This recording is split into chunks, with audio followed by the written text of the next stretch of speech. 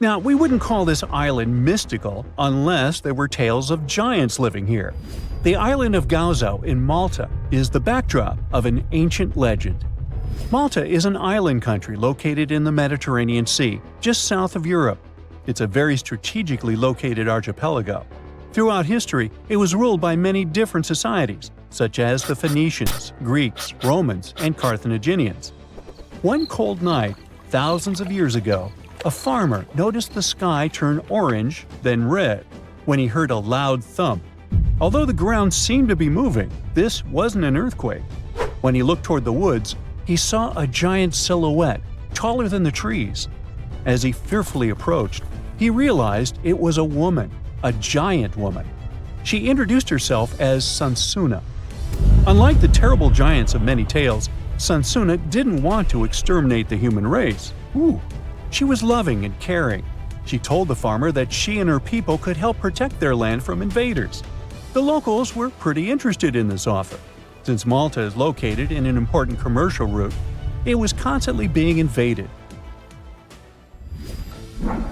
The story says that Sansuna settled in Malta, and sooner rather than later, she was moving things around.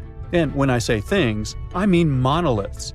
Sansuna carried huge stones on her shoulder to build a magnificent temple called Gigantia, which means place of giants. She even did this while holding her half-giant, half-human kid on the other shoulder. Some say Sansuna lived exclusively on beans and honey, although others replaced honey with water. The funniest bit here is that Malta is the 10th smallest country in the world, but it somehow managed to host giants. Hey, go figure. The temple looked like a giant game of Tetris, with some stones weighing as much as 20 elephants. Some of these monolithic rocks are so heavy, scholars guess it would take 50 men working together to lift just one stone.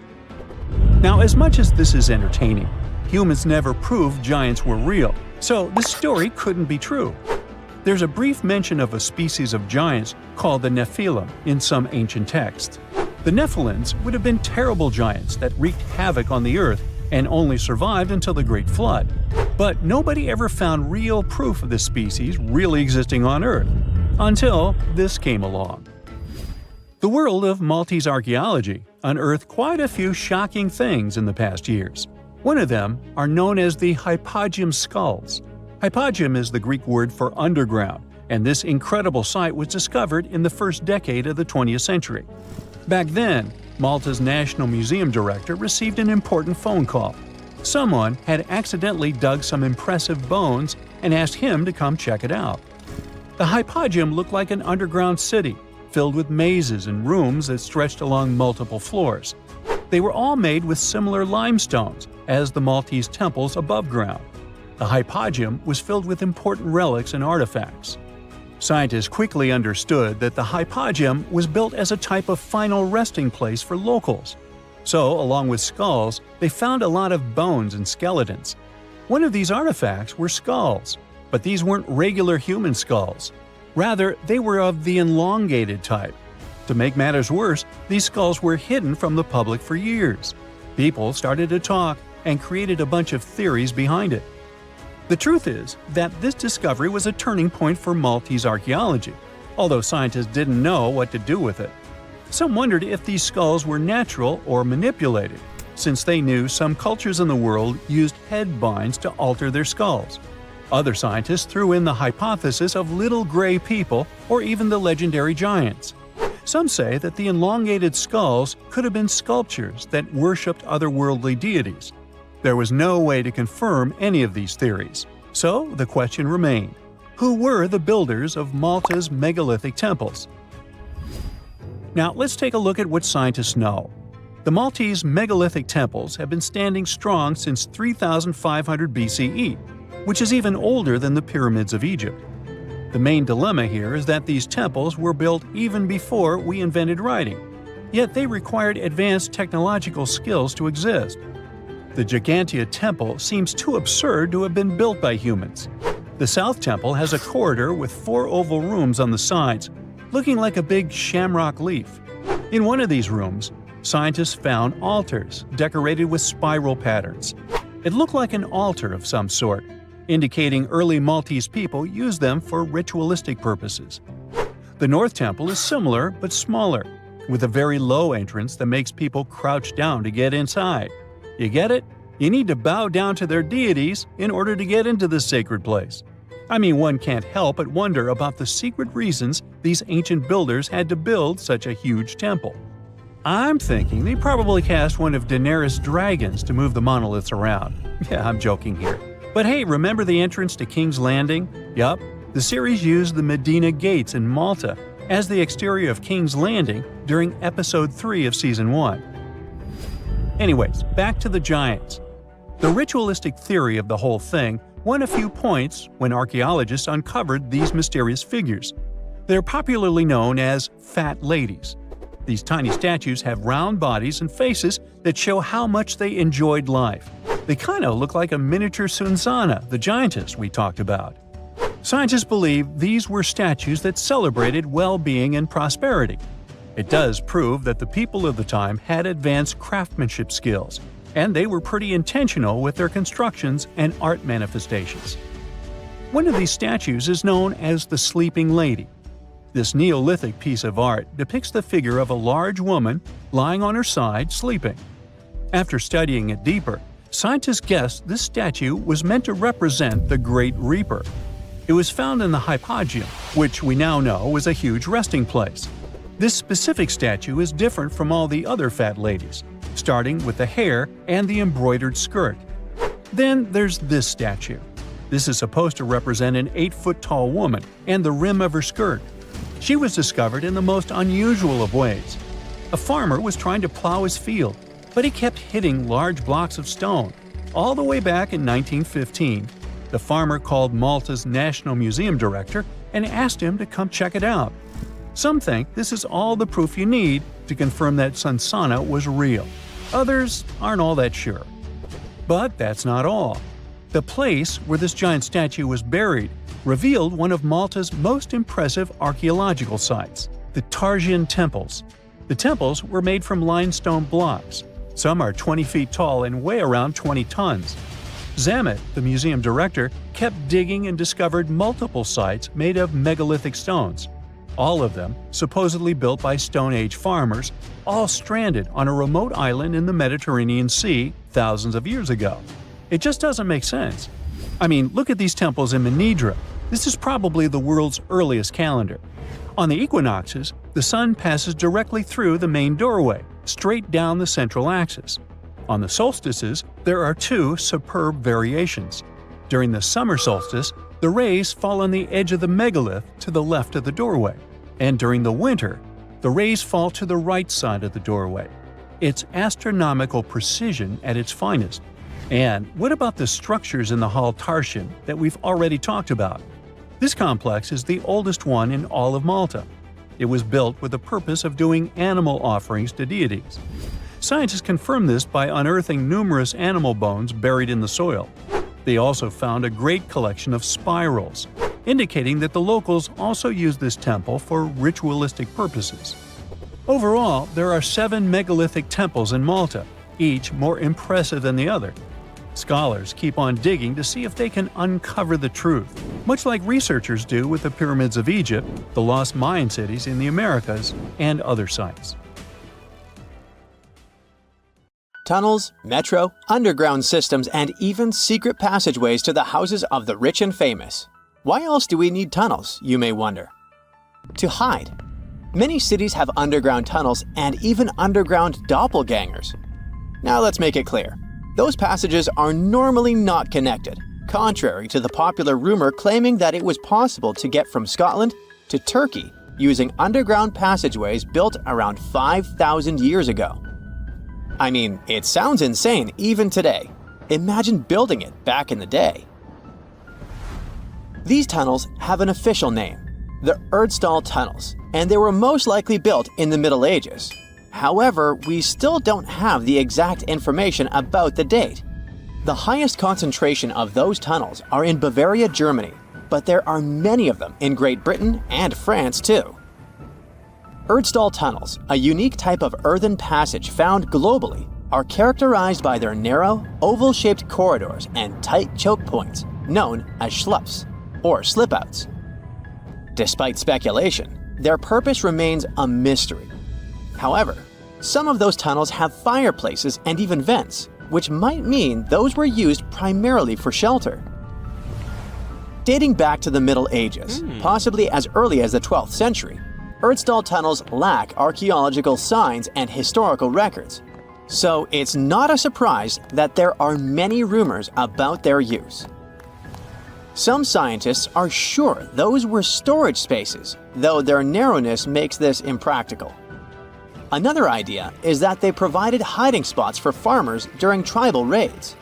However, their single entry point raises doubts about their effectiveness in evading threats. Now, if you're feeling like Indiana Jones and want to venture into those tunnels, you're in luck. A few structures, like the Urztal Radkobluken in Austria, welcome visitors to explore these enigmatic structures. Most of them are closed to the public eye, though. The origins of Urztal tunnels remain largely unknown, just like their real functions. And if you think, hey, it's the 21st century here, we can study pretty much everything, well, you're wrong. What makes these tunnels hard to study are the tight confines. Traditional surveying methods often prove inadequate in such spaces. To solve this problem, scientists use a handheld device that integrates an RGB camera, a gyroscope, and high-resolution depth sensors, allowing them to capture intricate details of the tunnels. They also use modern techniques like 3D surveying in hopes of uncovering the true origins and purposes of those tunnels. One hypothesis even suggests they may have been poorly conceived dwellings, abandoned when their inadequacies became apparent.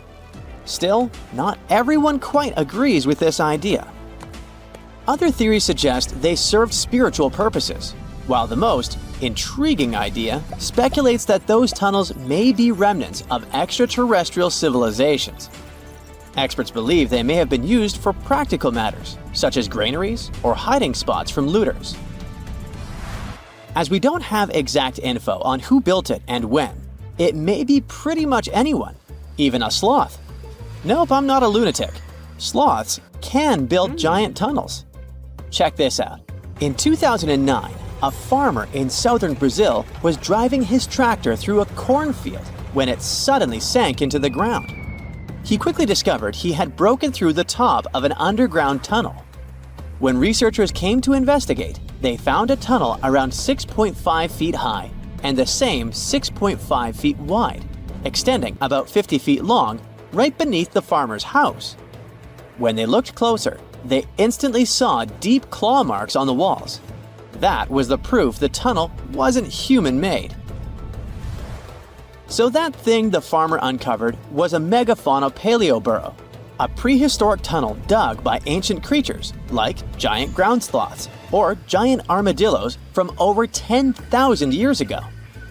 I know, it's hard to imagine those beasts, but let me help you. Take a hamster. Now, increase it to the size of an elephant. Don't forget, this 13-foot-tall hamster could also walk on two legs. During their time, around 15 million to 10,000 years ago, many species of sloths and giant armadillos roamed the Americas, some even digging similar tunnels. Today, many of these tunnels are filled with sediment, though some remain clear, similar to the one the farmer discovered.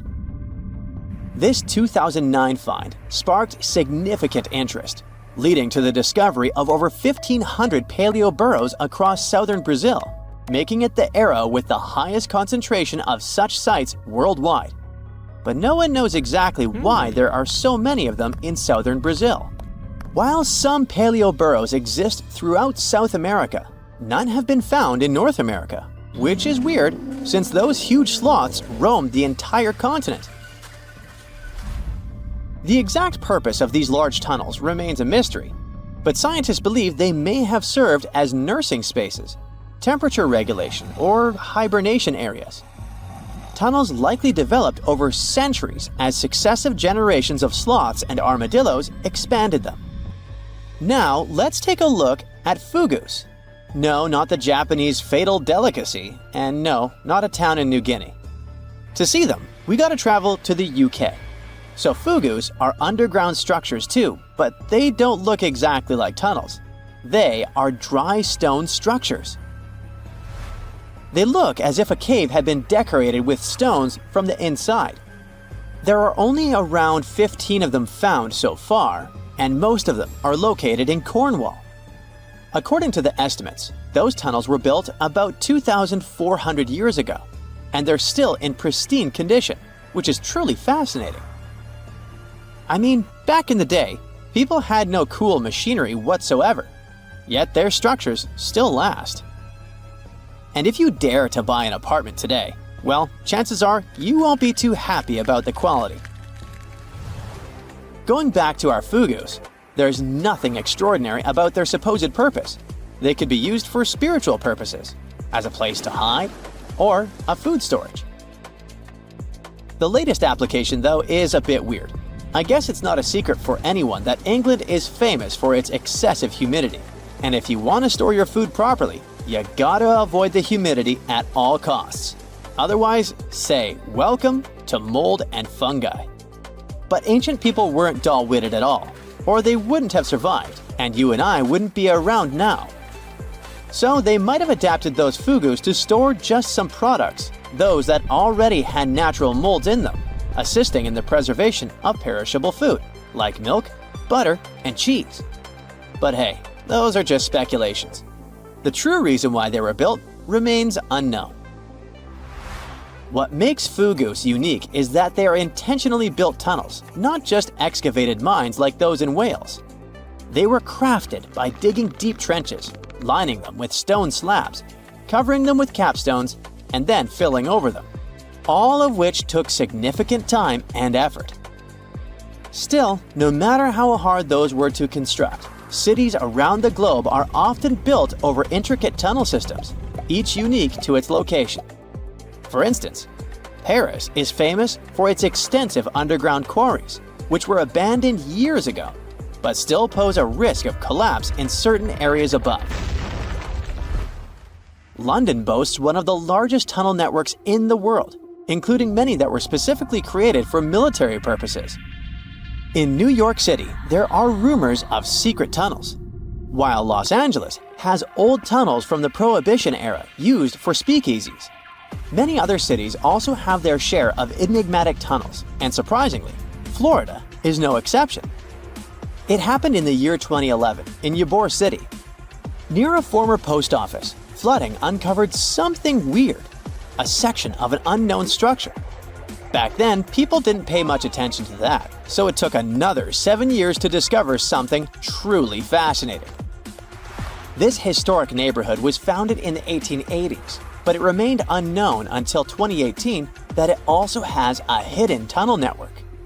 We only learned of it because of renovation work. The exact purpose, of course, is unknown, but most scientists are pretty sure that they serve to connect to early gaming spots and the port of Tampa. Figuring out how extensive the tunnel network is tricky. In 2018, a historic home in Seminole Heights revealed locked doors leading to tunnels from the 1920s. One local even said he traveled through a tunnel for 20 minutes. Rumors suggest some tunnels connect to the Hillsborough River and Ybor City. Research is ongoing, but no new info has emerged yet. Over millions of years, our planet has changed a lot. Ice ages, shifting tectonic plates, global floods, meteorites. Whole species of animals have come and gone over millennia. At some point in all of this, we humans came along. Now imagine a place that was cut off from the rest of the world for 5.5 million years, possibly much more. A place that no human had ever set foot in before. In 1986, we finally found it, Movila Cave. You head to the airport and buy a ticket to Romania. Next, you rent a car and drive southeast. You're looking for Constanța County, right near the Black Sea. Your phone says you're there, so you stop the car and look around. You're in the middle of a deserted field, nothing but a wide, lifeless plain. Then, you see it. A hole in the ground. As you move closer, you realize it's a shaft that leads deep down into the Earth's crust. Before you descend into the darkness, you take a rope, a hard hat, a powerful flashlight, and an oxygen tank. Don't forget to wear your protective suit and oxygen mask. You climb down slowly and look around. It's pitch dark below you, and you feel a little uneasy. But something's off. The darkness. It's not cold. Warm air wafts up from the depths. Finally, you feel the ground under your feet. You look around and see a lot of tunnels ahead that lead into the depths of the cave. The tunnels are covered with dry clay. Moving forward on all fours, you notice something. The air is getting warmer and wetter. You come out of a narrow tunnel and find yourself in a huge cave with a lake in the center. Now for the hard part. You have to dive in. The moment you get in the water, you get attacked by the smell of rotten eggs. You've just touched sulfide water, and now smelly hydrogen sulfide is everywhere. That's not all. The cave is also filled with carbon dioxide. Normal fresh air on the surface is about 20% oxygen, but here it's only 10%. Not enough for us to survive without our trusty oxygen tank. Still, all those other gases give you a nasty headache. You turn on your flashlight to full power and dive under. Somehow, you need to swim through these narrow underwater rifts. There are a lot of them. It looks like an underwater maze. You're a little worried, but your O2 tank is still pretty full. You squeeze through the rifts and finally find an open area. You freeze. From above, below, from all sides, you start to hear the sound of crawling creatures. The flashlight beam catches thousands of slippery, fast insects. This cave contains 48 species, 33 of which are completely new to us. Strange white snails crawl along the walls, and transparent shrimps, even small leeches, swim in the water. White centipedes with huge whiskers and transparent spiders shuffle around under your feet. There are even 2 species of scorpion, as if you weren't scared enough. Water scorpions and another kind, as yet unidentified. It's not exactly your typical desert scorpion. Actually, nothing around here looks normal. All the creatures here are white or transparent. They don't have eyes, just long legs and whisker antennas that help them navigate in the watery darkness. It's a sci-fi director's paradise. You couldn't make this stuff up. The deeper you go into the cave, the less oxygen there is. Amazingly, there are even more small monsters running around. The air is all methane and carbon dioxide. These bizarre little things have never seen the sun, never been out of this cave. The spiders, scorpions, and leeches get hungry, right? They feed on smaller creatures, snails and worms. But what do the smallest creatures eat? Just then, you notice something very strange on the surface of the water. There's a gross white substance that looks like foam. You touch it carefully. It's like wet toilet paper, and it tears as soon as you touch it. But it's not foam or paper. It's billions of living organisms, bacteria, called autotrophs. These bacteria make food from carbon dioxide, but they don't make it from the air like plants or trees. They use water. It's called chemosynthesis. These tiny bacteria excrete their unused food, and bigger ones come along and eat it. Then the tiny snails and worms eat the big bacteria. A whole wacky, unique food cycle deep underground in a random cave in Romania. That's why you need that protective suit and mask. It's not just for your comfort and safety. Without the suit, you might accidentally leave behind some human bacteria from your skin or something.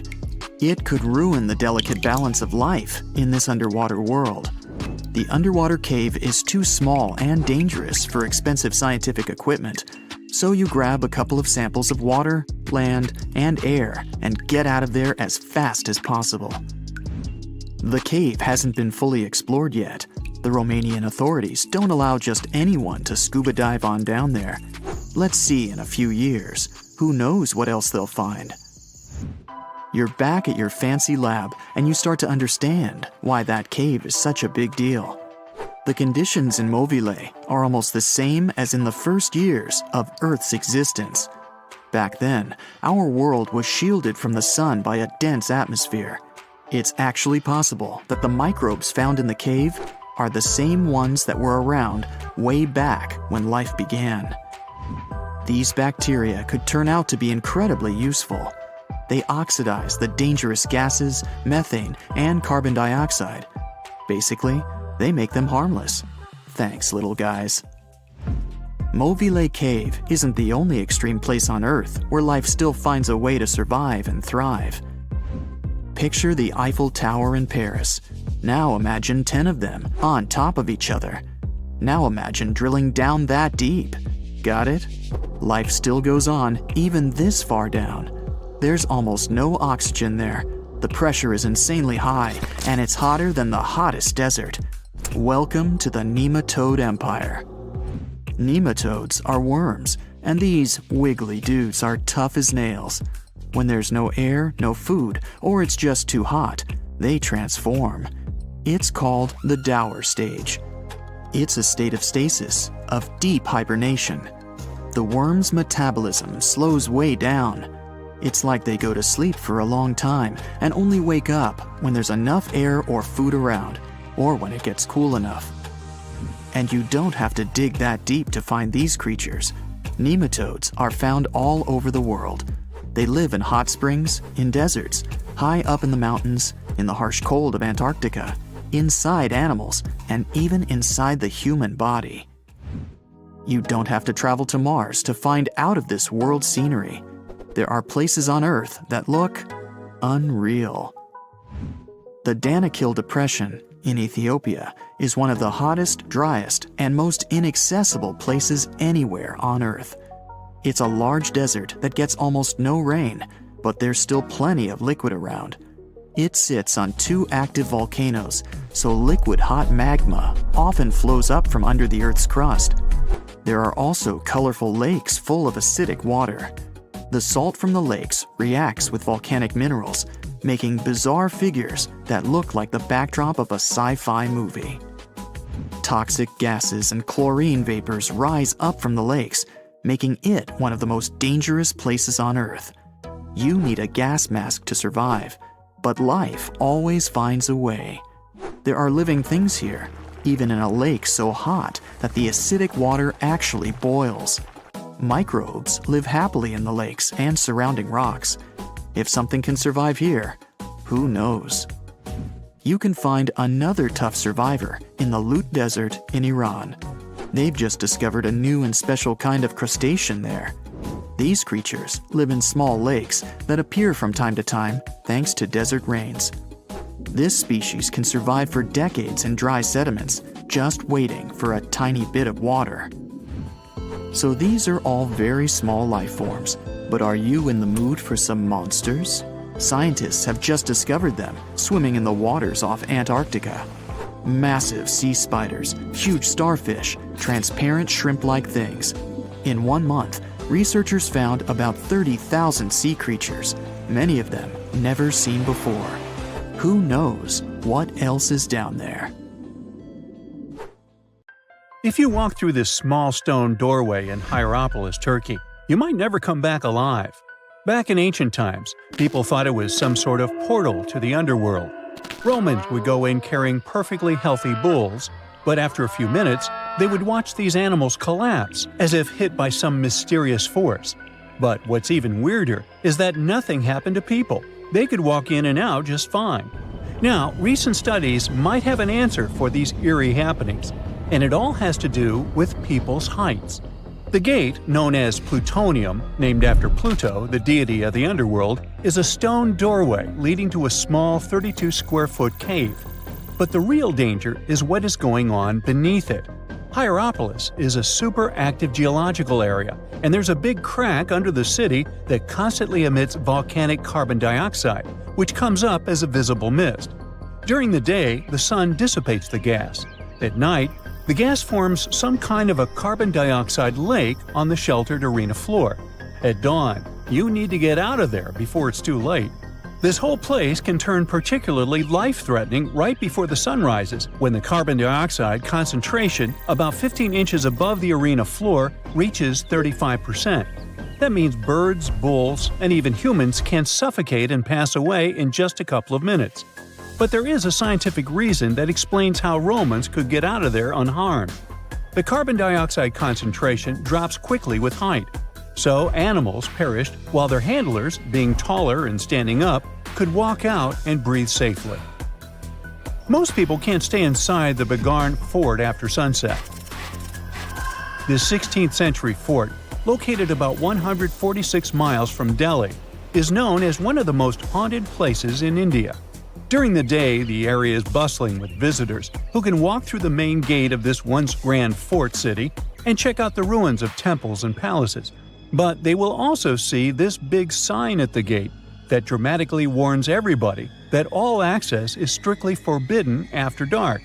That's probably because at night, according to locals, women can be heard screaming and crying in that place, along with the sounds of bangles breaking and strange music. Others have reported seeing shadowy figures and flashing lights among the ruins, or even smelling a strange perfume floating around.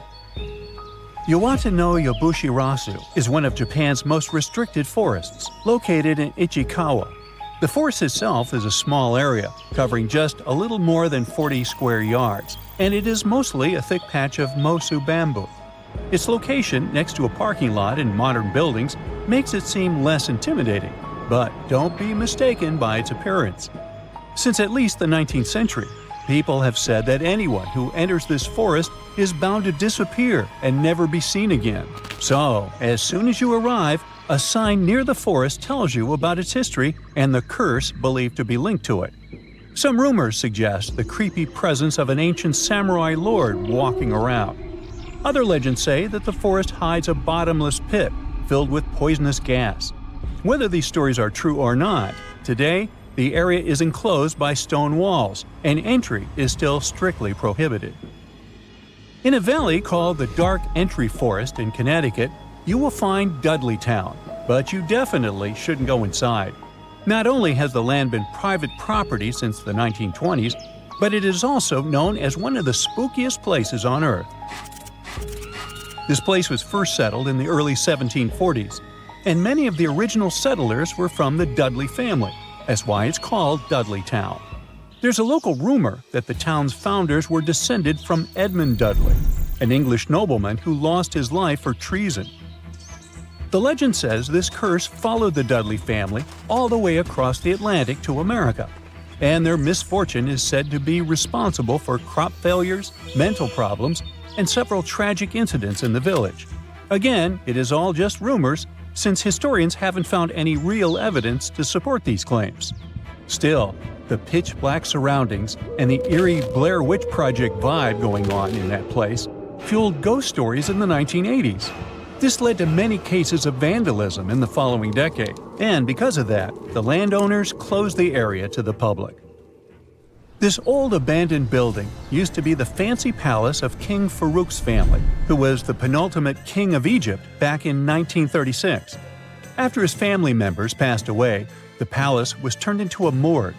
Locals say that today, the whole place is super creepy and off-limits. Some people have reported seeing light bulbs flicker and shadows move around, making strange noises. Once, a group of kids allegedly went inside and totally freaked out when they found all the doors had suddenly disappeared, leaving them in complete darkness.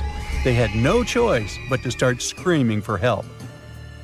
This Hawaiian island has been off-limits to people for over a century. It's called Ni'iau and is the smallest inhabited island in Hawaii, covering around 69.5 square miles. It has around 84 residents. The island doesn't have cell phone service, paved roads, or power lines, just solar panels for electricity. A single family has privately owned the island since 1864, when a Scottish farmer bought it for $10,000, which would be around $250,000 today. The island has stayed in the family, passing down to its descendants, the Robinsons. They have kept it private ever since, so access is highly restricted and basically by invitation only. The Erdstall tunnels are a network of about 2,000 mysterious underground passageways mainly found in Central Europe, especially in Austria and Bavaria. These tunnels are usually narrow and cramped, often just wide enough for one person to squeeze through at a time, and they are believed to date back to the Middle Ages, as far back as the 12th century. What's really puzzling about these tunnels is their purpose. Despite a lot of research, nobody really knows why they were built. There is a theory that they were used for storage, but since many of them are below the waterline and occasionally get filled with water, that doesn't seem very practical. These tunnels have very light, almost claustrophobic sections and sudden drops, which doesn't seem practical for other straightforward uses like escape routes, hiding places, or even spiritual purposes. To make things even more mysterious, there is a complete lack of artifacts, which makes it even harder for researchers to figure out what these tunnels were really for. Since 2019, adventurous people can get arrested if they try to climb this rock. Uluru, also known as Ayers Rock, has been off-limits because it is now considered a sacred site for local communities. But the fact that it is also extremely dangerous probably played a big role in the decision to close it off to visitors. This rock is 1,142 feet high, which is about the height of an 80-story building. The climb to the summit can be very slippery, and high temperatures, which can hit 116 degrees Fahrenheit in the summer, have led to people passing away from dehydration and heat-related issues. Something even creepier happens at the top of the rock right after storms. When it rains, small tadpole-like crustaceans called shield shrimp hatch in temporary waterholes and rock pools on top of Uluru. These extraterrestrial-looking creatures are about 3 inches long, and they spread their super-resilient eggs everywhere. When enough summer rain comes, they hatch and go wild, feeding on microorganisms and bacteria in the water. How these strange creatures end up in the fleeting pools on top of Uluru is still unclear, but the most likely explanation is that their eggs might travel there with the wind. In 1991, somewhere in the lush jungles of central Vietnam, a local logger found a mysterious hole among the foliage and bushes. He looked in there and felt a strong wind blowing into his face. Then he heard a strange sound from the cave depths and realized that it was the sound of a river. The logger didn't check the cave, but decided to go back there with a flashlight and a rope. When he returned, he couldn't find the cave anywhere. He spent a few years searching for it. Finally, in the 2000s, the logger managed to locate it again. In 2009, he brought scientists to this place. They found out the cave, called Sundong, is the largest in the world. There's so much space here that you'll hear a long echo if you shout. Sundong's main passage reaches 660 feet in height in some places, which is more than half as tall as the Empire State Building. The area of the cave is so huge that an entire New York City block with 40-story skyscrapers would fit in there. There's a deep underground labyrinth under the jungles of Vietnam, hiding 3 of the largest caves in the world, and Sundong is number 1 on this list. The vast space inside is filled with various plants, unique microclimates, and different landscapes. There's a real jungle growing underground. It became possible thanks to the collapsed ceiling in some places. It lets sunlight penetrate there from above. There are huge stalactites 250 feet high on the ceilings and walls, which is more than the length of a passenger Boeing. They've been here between hundreds of thousands and millions of years. Some limestone deposits are more than 450 million years old. It means they've existed since the time long before the dinosaurs. Besides the jungle, there are also many rivers in the cave. They were formed because of rainwater coming down from holes in the ceiling. These rivers are smooth and fast, like slides in a water park. But riding them isn't the best idea, since they can carry you into one of those long labyrinths that the cave is full of. And we still don't know where they're going. You may find yourself in another unknown part of the cave. This is what happened in 2018. 3 divers accidentally discovered new areas in Sundong. The cave turned out to be much bigger than everyone thought. They dove into one of the cave's lakes and reached a depth of 256 feet. At the bottom, they found a separate tunnel. Divers lowered a fishing line with a lead weight there, and found out that this place reaches a depth of 394 feet, and the tunnel is more than half a mile long. We still don't know the exact size of the tunnel. Sundong also connects to another huge cave. There are lots of things you can see in Sundong besides underground labyrinths and rivers. You can find spacious rooms with lakes, and you can walk for hours along dark mountain corridors. This place is strikingly beautiful, but dangerous at the same time. And the coolest thing is that you can take a walk here. Since 2013, Sundong Cave has been open to tourists. It's not just an easy walk to take some selfies though. The expedition to the cave lasts for several days. For the first day and a half, you'll explore the third largest cave in the world. And only after that, you'll reach Sundong. The path will take you through rivers, dense jungles, mountains, and rocks. You can meet many exotic birds, monkeys, and other animals. And according to many people, the way to the cave is even more impressive than the cave itself. When you reach your destination, you'll spend the next few days exploring Sundong. Together with other tourists, professional guides, and porters, you'll be sleeping in tents in different places in the cave every day. You'll see some stunning landscapes and, get ready for this, 400-million-year-old majestic fossils. There are also dark rooms with lakes that are good for swimming. Such adventurous expeditions become more popular every year. People who visited the cave call it the most amazing place they've ever seen. Another amazing cave is located in Indonesia, on the island of Flores. It's quite small, but holds amazing things inside. In 2003, a group of scientists discovered ancient artifacts here, including fossils of primitive tools, such as sharpened stones. Scientists realized that hundreds of thousands of years ago, this place was home to our distant ancestors. Then they found a very unusual female skeleton. That woman was only 3.5 feet tall. This is the height of the waistline of an average adult person. That woman had no problems with her spine or with the development of her bones, though. This and other skeletons found in the cave belong to some unknown human ancestors. Scientists called this species Homo floresiensis, or simply, Hobbit. The woman's weight was about 35 to 79 pounds. Analysis of the skull and bones showed she was about 30 years old. Hobbits probably lived on Earth between 190,000 and 50,000 years ago. There's a chance they met the ancestors of modern humans. The next cave is in Turkey. Imagine that you live in an old house and decide to make some repairs. You throw all the old stuff out of the rooms. The last place to sort out is your basement.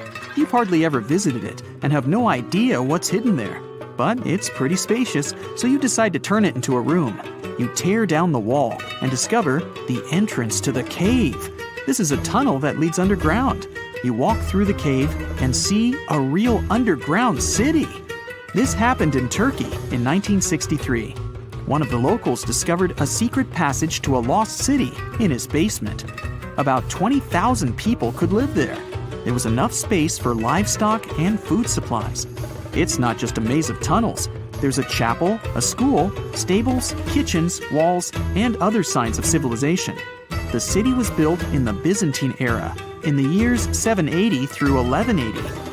It's not the only one down there and is connected to many underground tunnels and towns that stretch for several miles.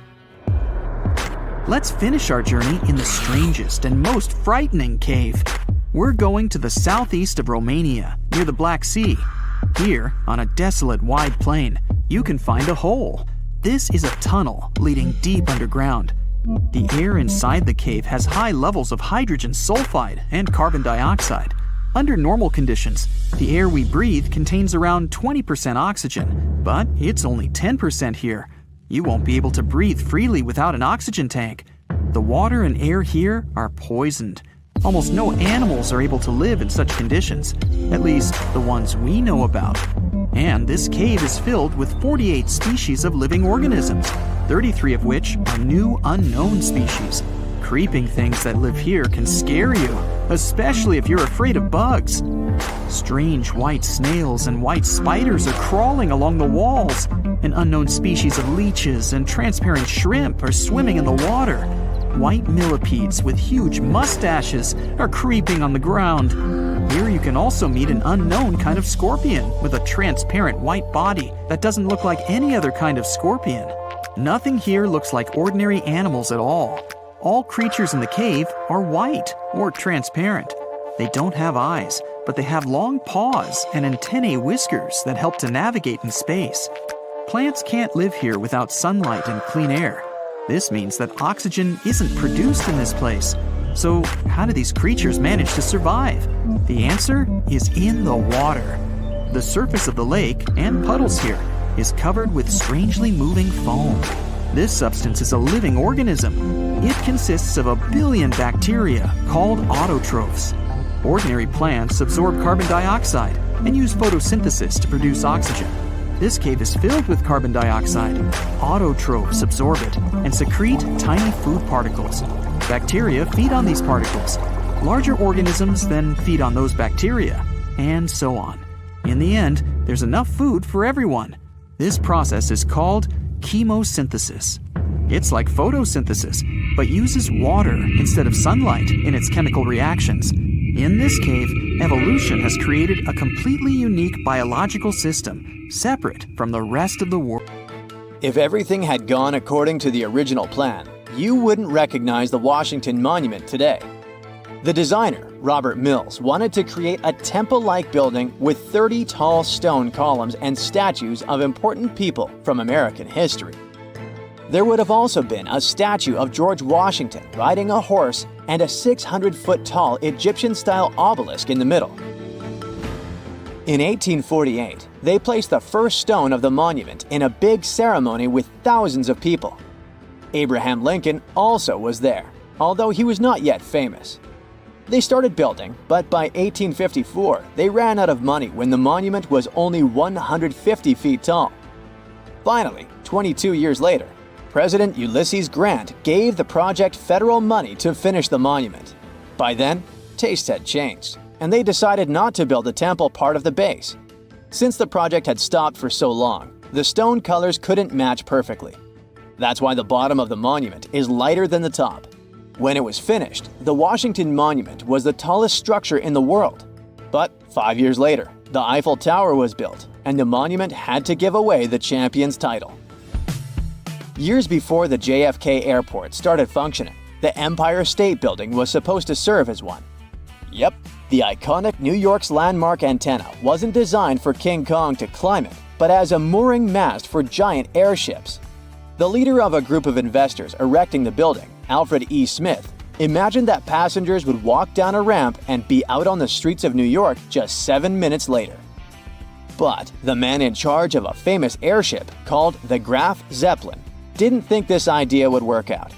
He said that landing a dirigible was very difficult and needed lots of workers on the ground to help, plus long ropes to tie the airship down. A dirigible tried to dock at the Empire State Building only once in history, in September 1931. The pilot had to carefully steer the airship around the top of the building for 3 minutes. The winds were really strong, blowing at 40 miles per hour, which made it really tricky. Traffic in the streets below stopped for over half an hour as people watched the airship trying to land. Mount Fuji has become one of the symbols of Japan as a mountain peak, but it's actually formed by 3 different peaks. There's a legend that says Mount Fuji was created in one night by an earthquake in 286 before the Common Era, but geologists believe it's much older. The first of the peaks began developing about 700,000 years ago. 2 old mountains are part of Fuji's foundation. About 100,000 years ago, a new part grew on top of these. The volcano we see today started forming 11 to 8,000 years ago. Compared to other volcanoes, it is still considered pretty young and active, although the last time it erupted was over 300 years ago. Whenever there's a serious earthquake in the area, there's a risk it will erupt again. Thousands of people still climb it every year. You could technically live inside the Eiffel Tower if you really wanted to. Gustav Eiffel designed the tower to feature a private apartment for himself right at the top of the construction. He left the place all neat and tidy with warm wallpaper, soft chintzes, wooden cabinets, and even a grand piano. These days, the only tenants of the apartment are two mannequins, that of Eiffel himself and of Thomas Edison. The famous inventor was a frequent guest in the apartment. If you buy a ticket to the top of the tower, you can get a sneak peek of the apartment through a window as a bonus. The Statue of Liberty also has a hidden room. It's in the torch. This part of the statue is 29 feet long and is made of copper. It sits on a steel framework that was designed by Gustav Eiffel. Yes, the same person who created the Eiffel Tower. Unfortunately, you can't visit the torch as a tourist ever since it was completely closed back in 1916. But they placed a camera there in 2011 to allow people to enjoy live streaming of the panoramic view from the torch. If you ever pass through Trafalgar Square, you'll surely miss London's smallest police station, since it's hidden beneath a lamppost inside an ornamental light fitting. The reason why it was placed there back in the 1920s was to let police officers be close to public rallies. They happened quite a lot in that area. Some even said it used to have a direct phone line to Scotland Yard. It's now used as a cleaning station, so there isn't much to see there, apart from some mops. It took 14 years to finish the huge profiles of 4 American presidents: George Washington, Thomas Jefferson, Abraham Lincoln, and Theodore Roosevelt into the southeastern face of Mount Rushmore. If current records are true, there's an incomplete secret room behind Abraham Lincoln's head.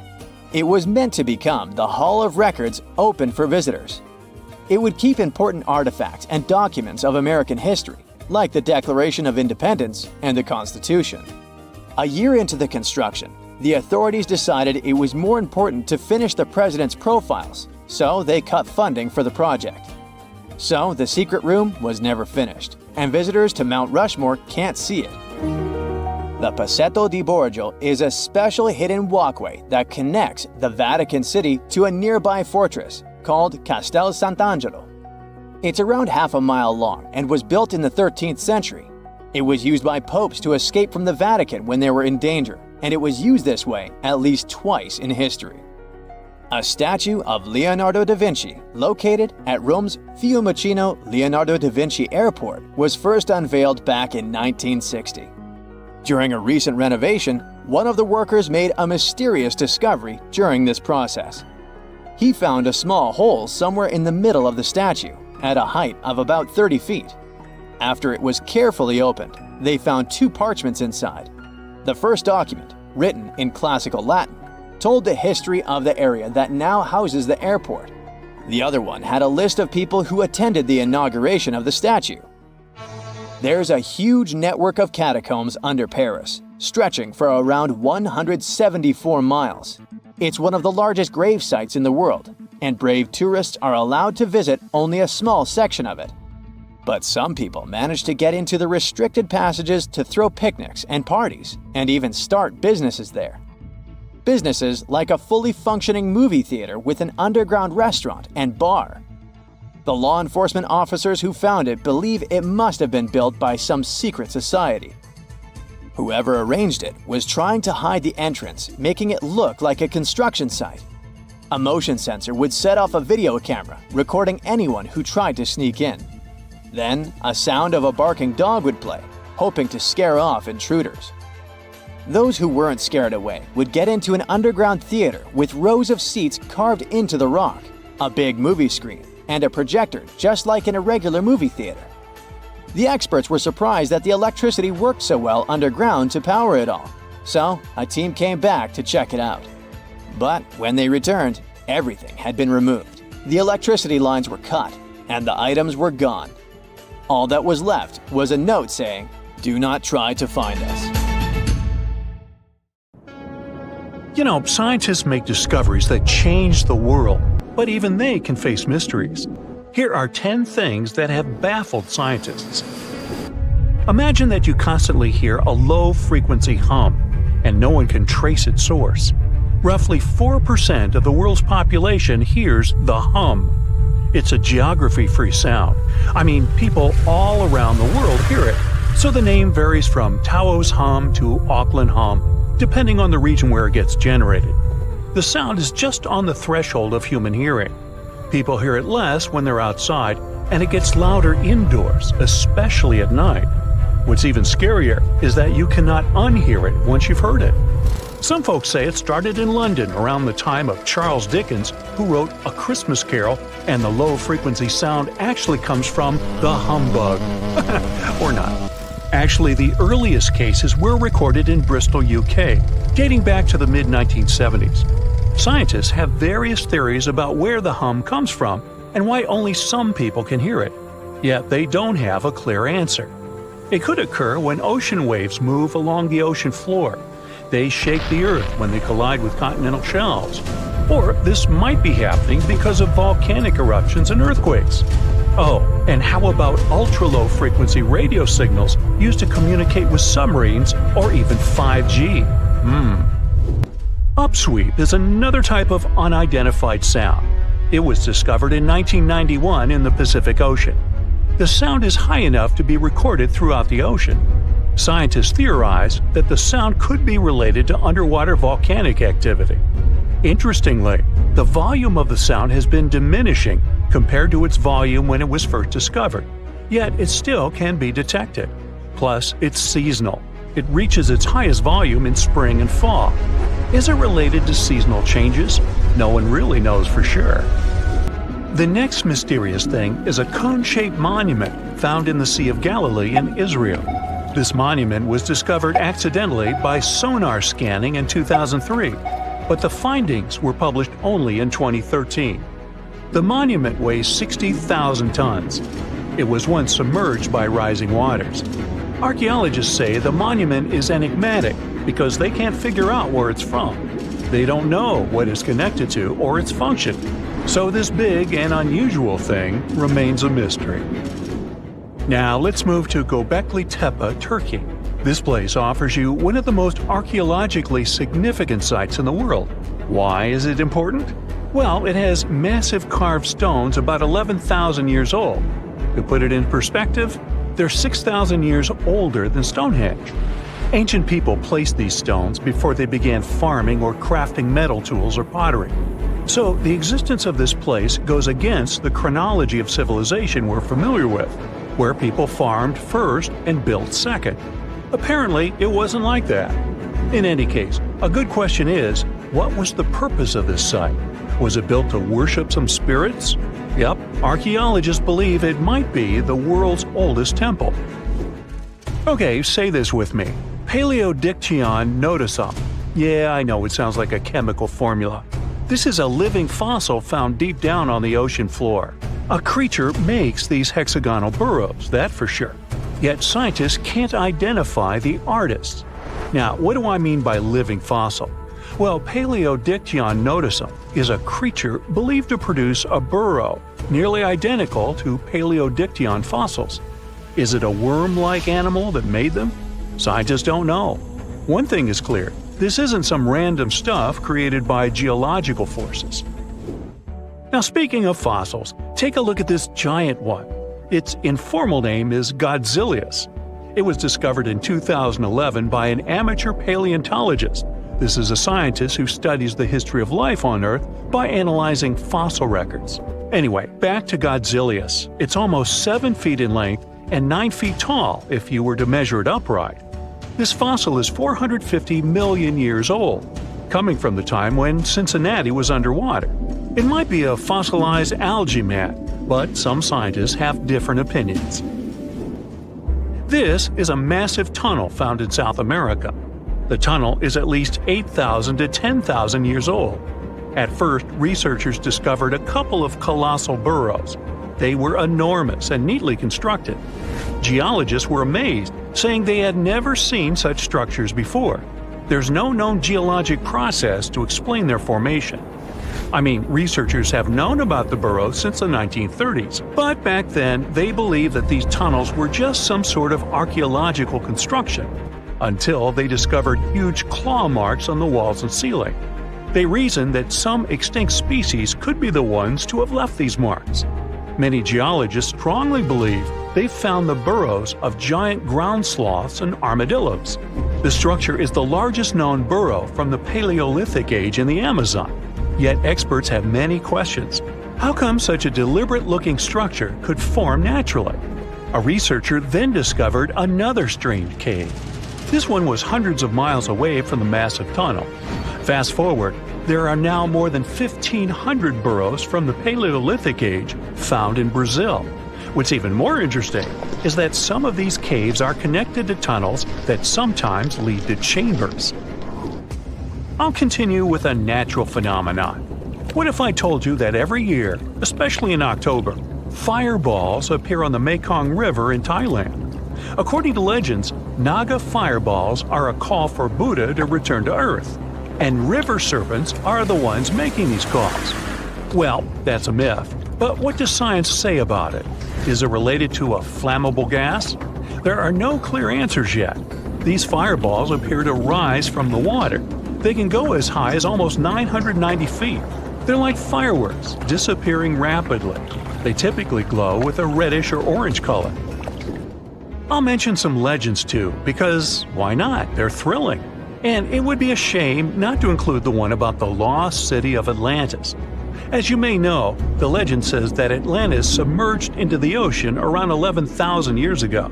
Since then, not just scientists, but also treasure hunters and philosophers have been searching for the lost world. Could Bimini Road be a trace? In 1968, a diver found strange stones off the coast of North Bimini Island in the Bahamas. The stones look human-made.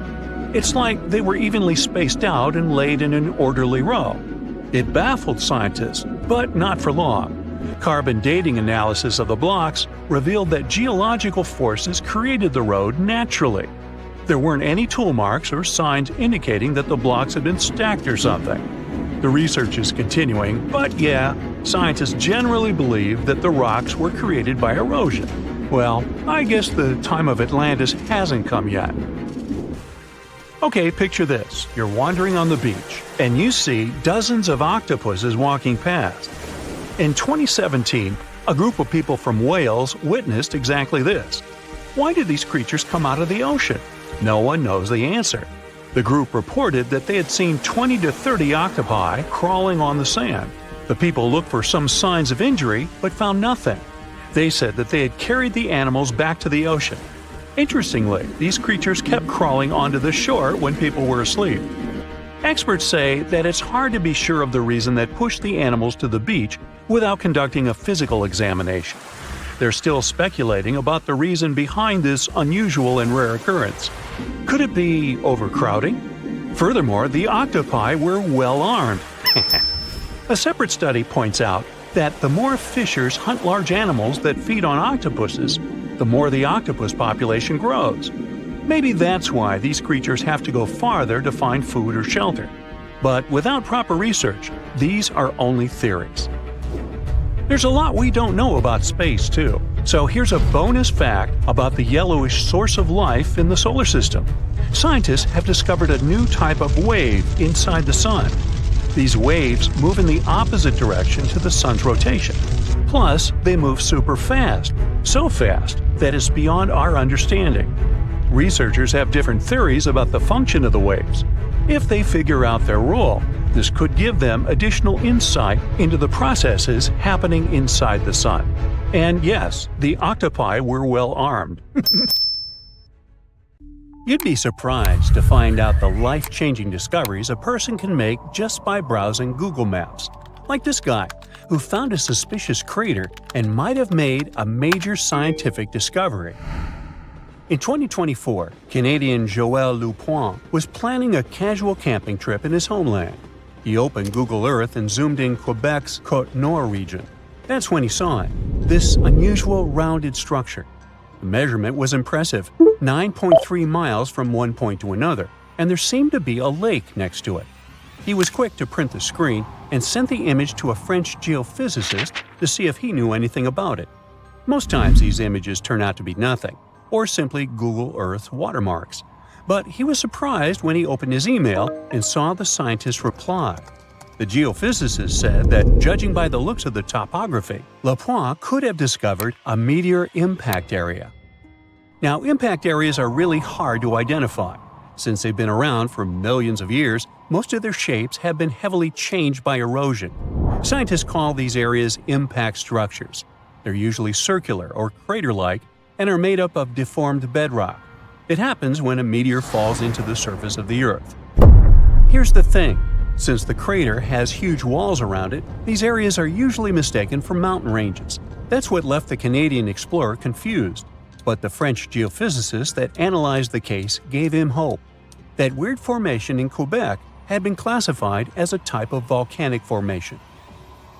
After Lapointe brought this subject back to the agenda, scientists had to dig a little deeper to find the truth.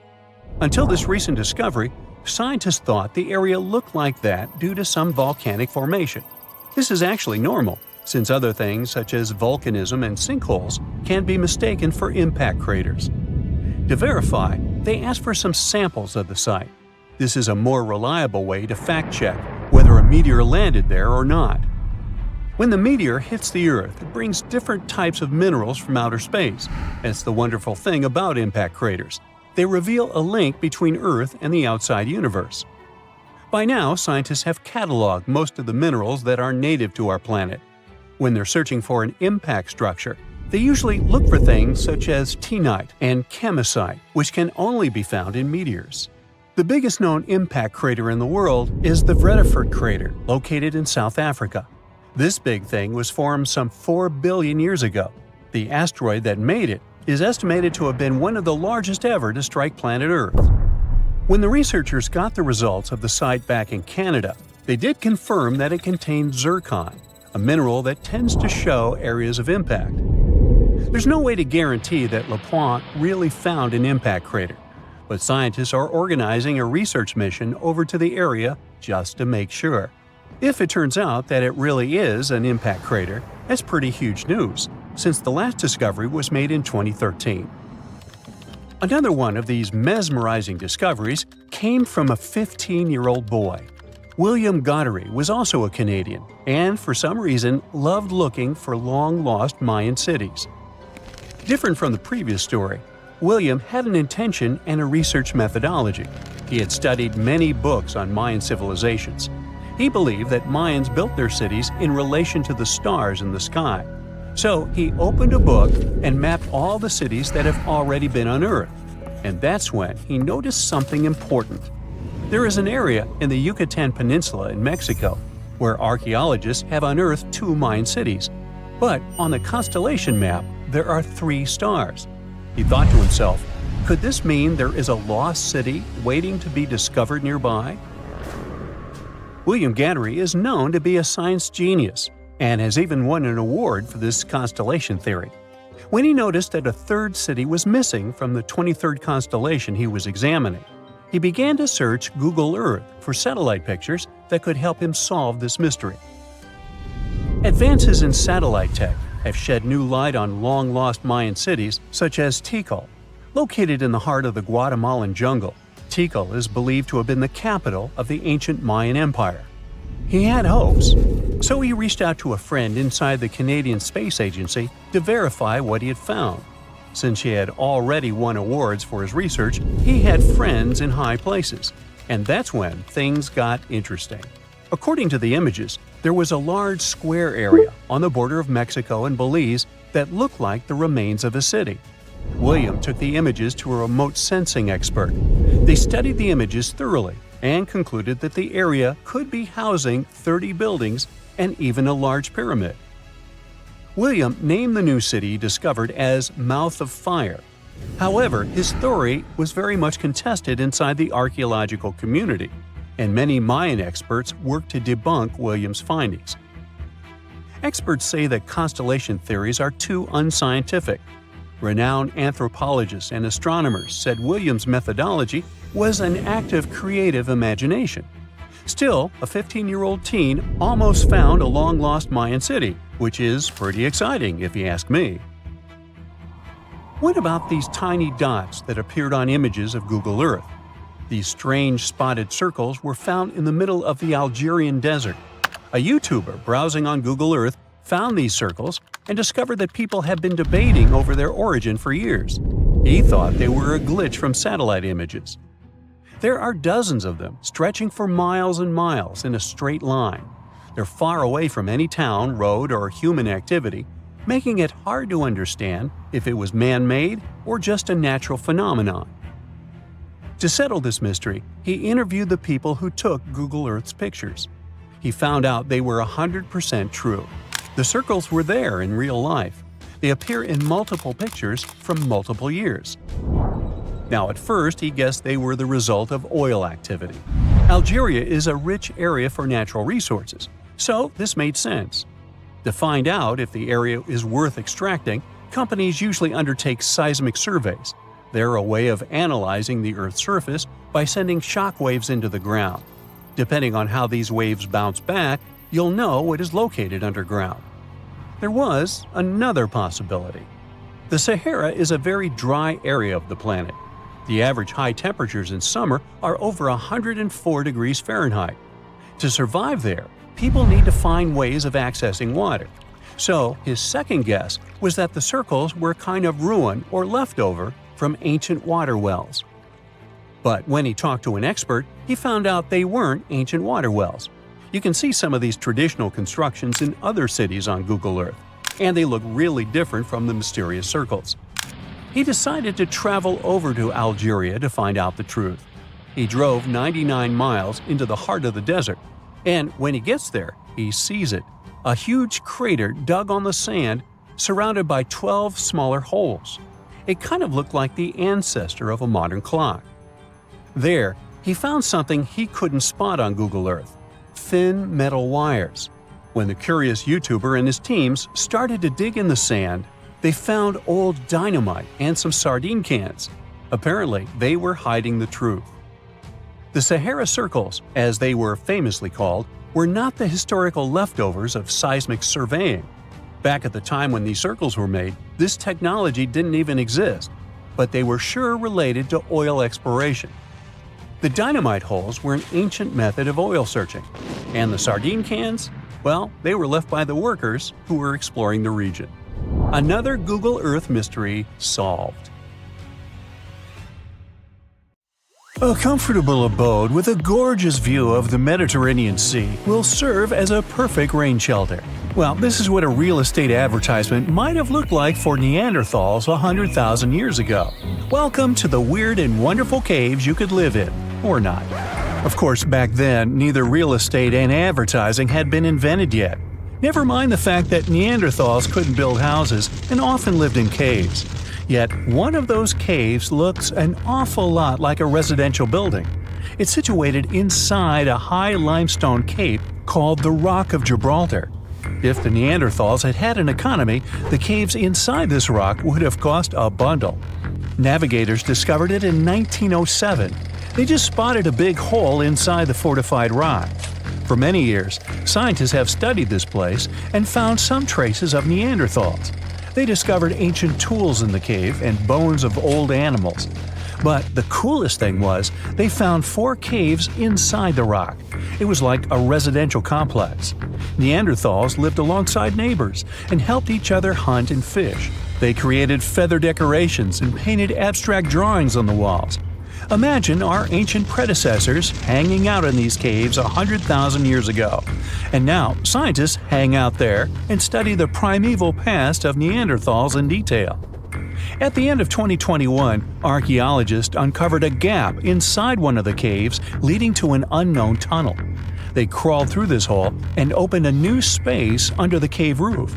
This place has been closed off from the outside world for over 40,000 years. And it seems it was one of the most prestigious apartments in the entire mountain complex. It has high ceilings with ancient stalactites. The ruined stone curtains divided the apartment into several rooms. Scientists also found the remains of ancient animals and scratches on the walls. It seems that Neanderthals had never lived here, but they used to visit this place. Archaeologists found the shell of a sea snail called dog whelk. One of the Neanderthals brought it here for some reason, but the primary owners of this place were hyenas. These caves show that Neanderthals were closer to humans than to monkeys. They had a way of life and even some customs. There's still a lot of work ahead, and scientists hope to find new rooms inside this rock. Meanwhile, in 2003, archaeologists discovered another early dwelling on the Isle of Flores in Indonesia. Among the green jungle, they found a cave with ancient tools. At first, everyone thought the human ancestors lived here, but then scientists discovered an unusual skeleton of an adult. A thorough analysis showed the skeleton belonged to a 30-year-old woman, 3.5 feet tall, just above the waist of an average adult. The woman's weight was equal to the weight of an adult shepherd.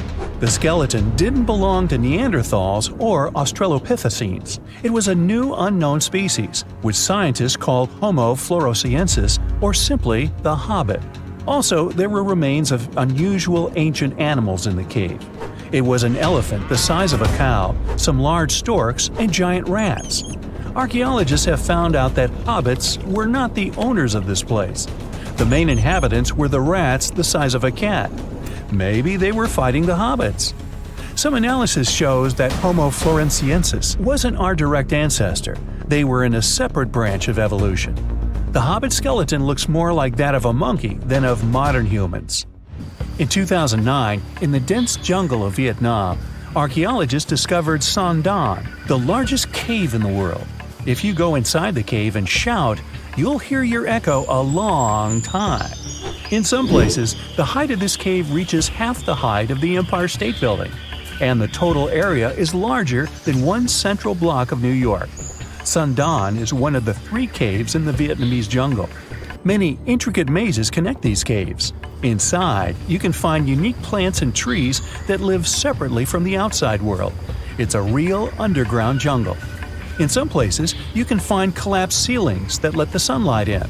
Besides unusual trees and plants, ancient stalactites hang there. Some limestone deposits are more than 450 million years old. They were here even before dinosaurs appeared. There are also many rivers in the cave. Rainwater coming down from holes in the ceiling has formed them. Fast streams resemble slides in a water park. They lead to unknown underground labyrinths. Scientists have studied only a small part of all these caves. The next unusual cave is in New Zealand. Hundreds of thousands of fireflies live inside. Each of them glows with a blue light. Together, they light up the cave.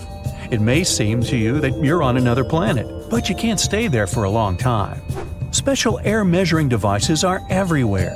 Scientists monitor the level of carbon dioxide necessary for the normal existence of fireflies. These insects are sensitive to the environment. If there are many people in the cave, or they stay there too long, the park staff will ask them to leave the place. It's like you're literally stealing oxygen from the fireflies. We've seen some pretty amazing caves so far, but how about a scary one? We're going to the desert of Yemen's Al-Mara province. What we're looking for is not a cave, it's just a black hole in the ground, right in the middle of the desert. It's big, the size of a basketball court. It's not its size that could scare you, but what's inside. Scientists are still not sure what it is. From the depths of this black abyss, a disgusting smell of rotten eggs constantly comes out, and sometimes you can hear some strange, frightening sounds. The blackness of the giant hole in Yemen absorbs all the sun's rays, so you won't see what's there even with a powerful flashlight. People flew over this place by helicopter. They filmed using drones and the most powerful lenses, but they didn't catch anything except darkness. It looks like a big ink spot in the middle of golden sand. The locals are afraid to approach this place. They believe the cave leads to another dimension where evil creatures live. At the moment, the giant hole in Yemen is one of the most poorly studied and mysterious phenomenon of nature. How did it appear? How old is it? Where does it lead? Scientists are trying to find the answers to these questions. There are theories that the hole appeared because of construction work. Geologists drilled the soil nearby in search of minerals. It could have caused fluctuations in the Earth's crust and collapsed the surface. But no one can prove this theory, yet. And now, imagine a place where sunlight has not penetrated for more than 5 million years. There's little oxygen, and it's cold and damp. Still, life is born in this place, not only microbes and bacteria, but also something bigger. The living conditions in this cave are very different from the usual ones, so, in a sense, this cave is like another planet. It's the Movil Cave in the southeast of Romania, near the Black Sea. The entrance is a small hole in the ground. Inside, a tunnel leads deep below the surface. The levels of hydrogen sulfide and carbon dioxide are above normal inside the cave. The air here is half as much oxygen as on the surface.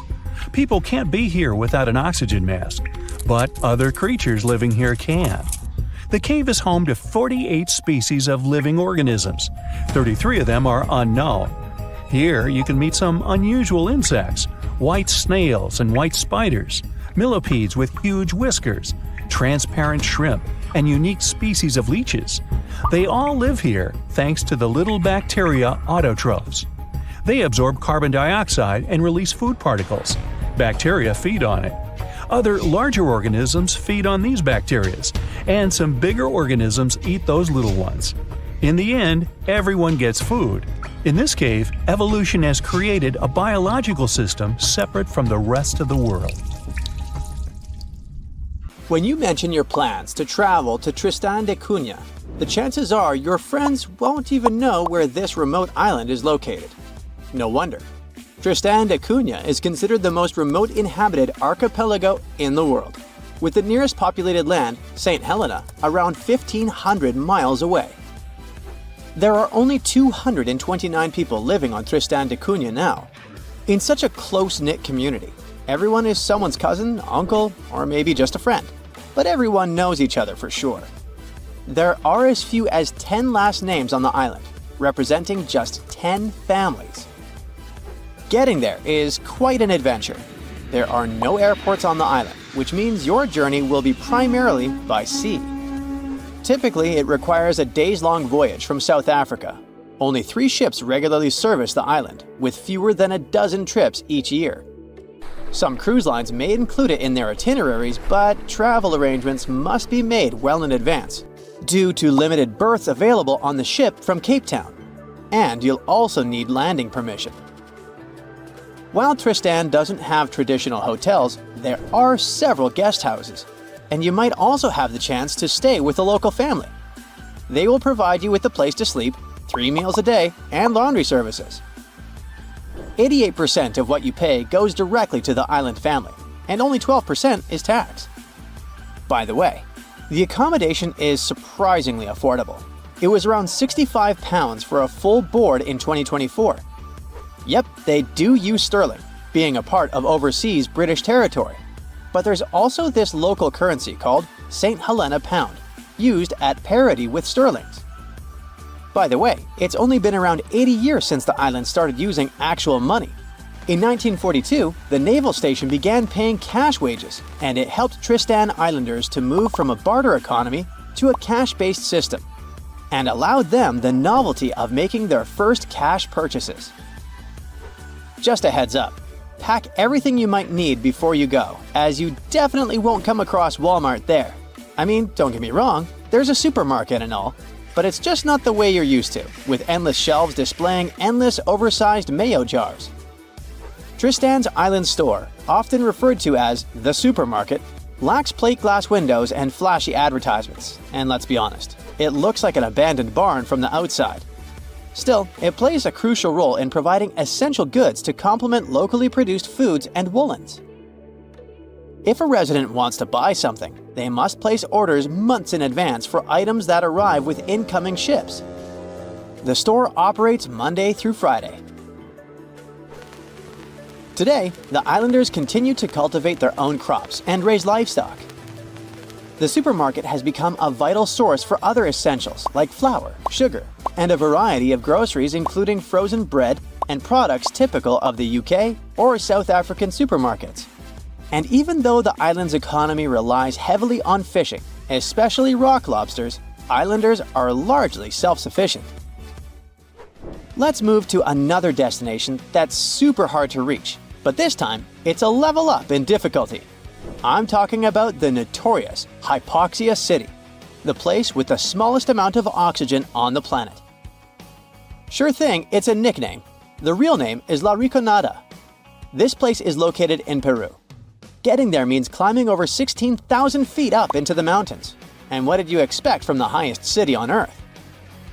Despite its hard-to-reach location, it houses way more people than Tristan da Cunha, between 30,000 and 50,000. And while the island in the middle of nowhere looks idyllic, the Peruvian city of La Rinconada has very different looks. The urban layout features predominantly low-rise residences, where essential services are limited. La Rinconada is without a reliable supply of running water and lacks a sewage system. The community does not have a waste collection service, which forces residents to either burn or bury their garbage. Moreover, up until the early 2000s, La Rinconada did not have access to electricity. Most things, including the most essential foods, must be brought here from outside. Despite originally being a miner city, right now it has a wider range of activities to make your living. Some people are busy with trading, food, clothes, you name it. Others provide services, and some people even open public restrooms. Architectural-wise, La Rinconada has very little to offer. The pattern is quite predictable. Huts made from corrugated metal that are unstable and rusting. The choice of materials is dictated by practicality. These metal sheets are the lightest and easiest for miners to transport to the glacier. Unfortunately, the homes lack proper insulation, leaving residents shivering in the cold even though they have access to wool from local sheep, which is an excellent insulator. Sturdier rock homes exist but are rare, typically inhabited by wealthier miners. While the architecture might not be particularly captivating, the vistas certainly are. In nearly every spot in La Rinconada, a glance upward reveals La Bella Durmiente, or Sleeping Beauty, a massive glacier towering over the town. Getting to La Rinconada is very hard. First, you'll need to fly into Alejandro Velasco Astete International Airport in Cusco, Peru. Once you're in Cusco, you can catch a train or a bus to Puno, which is right by Lake Titicaca. Here's where it gets a bit tricky. The only way to really get up to La Rinconada is by hitchhiking or finding a ride into the mountains. There might be some buses, but they don't run on a set schedule. If you're up for it, you can rent a car, but be warned, the roads can be pretty rough and tricky to navigate. So a little extra caution goes a long way on this adventure. Unlike Tristan da Cunha, where they adopted cashback in the 1940s, La Rinconada doesn't rely much on it. The economy of this place is based mainly on gold mines. The mines are unguarded, unregulated, and often dangerous. Miners work for 30 days under a cachorreo system, where on the 31st day, they're allowed to take as much ore from the mine as they can carry as a form of payment. La Rinconada has no bank, but it has many storefront fund transfer agencies, which miners use to wire money to their families. Still, they never know how much they're gonna send. Our next destination is Svalbard, a place that might seem unwelcoming due to its climate. But locals embrace everyone with open arms. No visa is required if you want to visit or even work there. Located near the top of the world, Svalbard offers a unique and remote charm. The capital, Longyearbyen, is home to a fascinatingly diverse community, with over 50 nationalities represented among its 2,400 residents. You might even spot a polar bear wandering into town on occasion. The living space is compact. There's just one grocery store, and the streets are numbered instead of named, adding to the town's distinctive feel.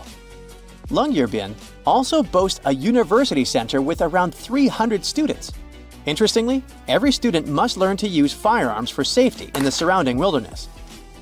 Originally, it was founded as a mining town, just like La Rinconada, but the focus has shifted mainly to tourism. However, a quirky tradition remains from its mining days. Visitors and residents alike take off their shoes when entering hotels and restaurants, a practice born out of the need to keep coal dust at bay.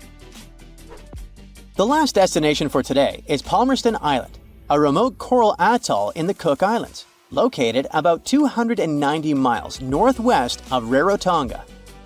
Famous traveler James Cook visited it on June 16, 1774, and the place was uninhabited at the time, despite ancient graves found there. Today, the island supports a small population of just 25 residents, primarily descendants of 19th century English sailor William Marsters. Marsters arrived in 1863 with 2 Polynesian wives and later added a third. He fathered 23 children. Fishing is the mainstay of the local economy, resembling subsistence living due to the island's isolation. Modern amenities and communication services are available. Although there's no airport, cargo ships visit periodically. 47-year-old Kenny Veach told his family he was going hiking for 2 days. His destination? The Mojave Desert. The man wanted to revisit a cave he had discovered during one of his previous hikes. But that was the last time anyone had seen Kenny Veach. A helicopter and over 30 search and rescue teams came back empty. The hiker was nowhere to be found. Was the mysterious M cave behind his disappearance? The oddest thing about Kenny's case is the fact that he was a seasoned hiker. He often went on solo trips to explore deserts in California and Nevada. The man was an ultralight hiker. That meant he brought only the most basic of supplies: water, food, and a tent. That's all. But this was enough for several days of camping in the desert. Kenny would rarely bring a GPS device with him. He didn't even bother to pack a compass or a map. Some would call him reckless, but he managed to get back home every single time.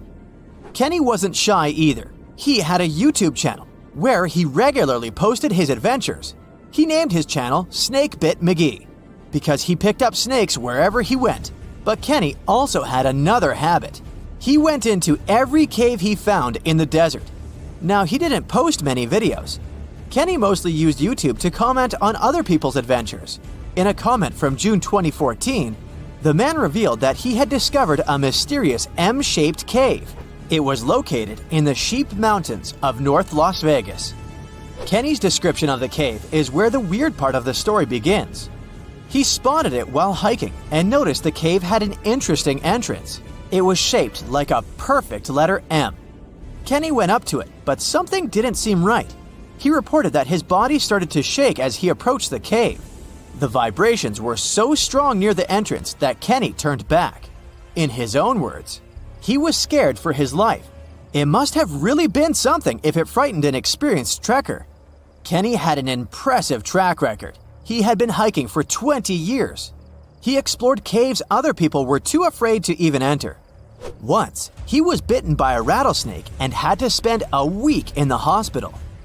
On his journeys, the man found skulls of all shapes and sizes, as well as old animal traps.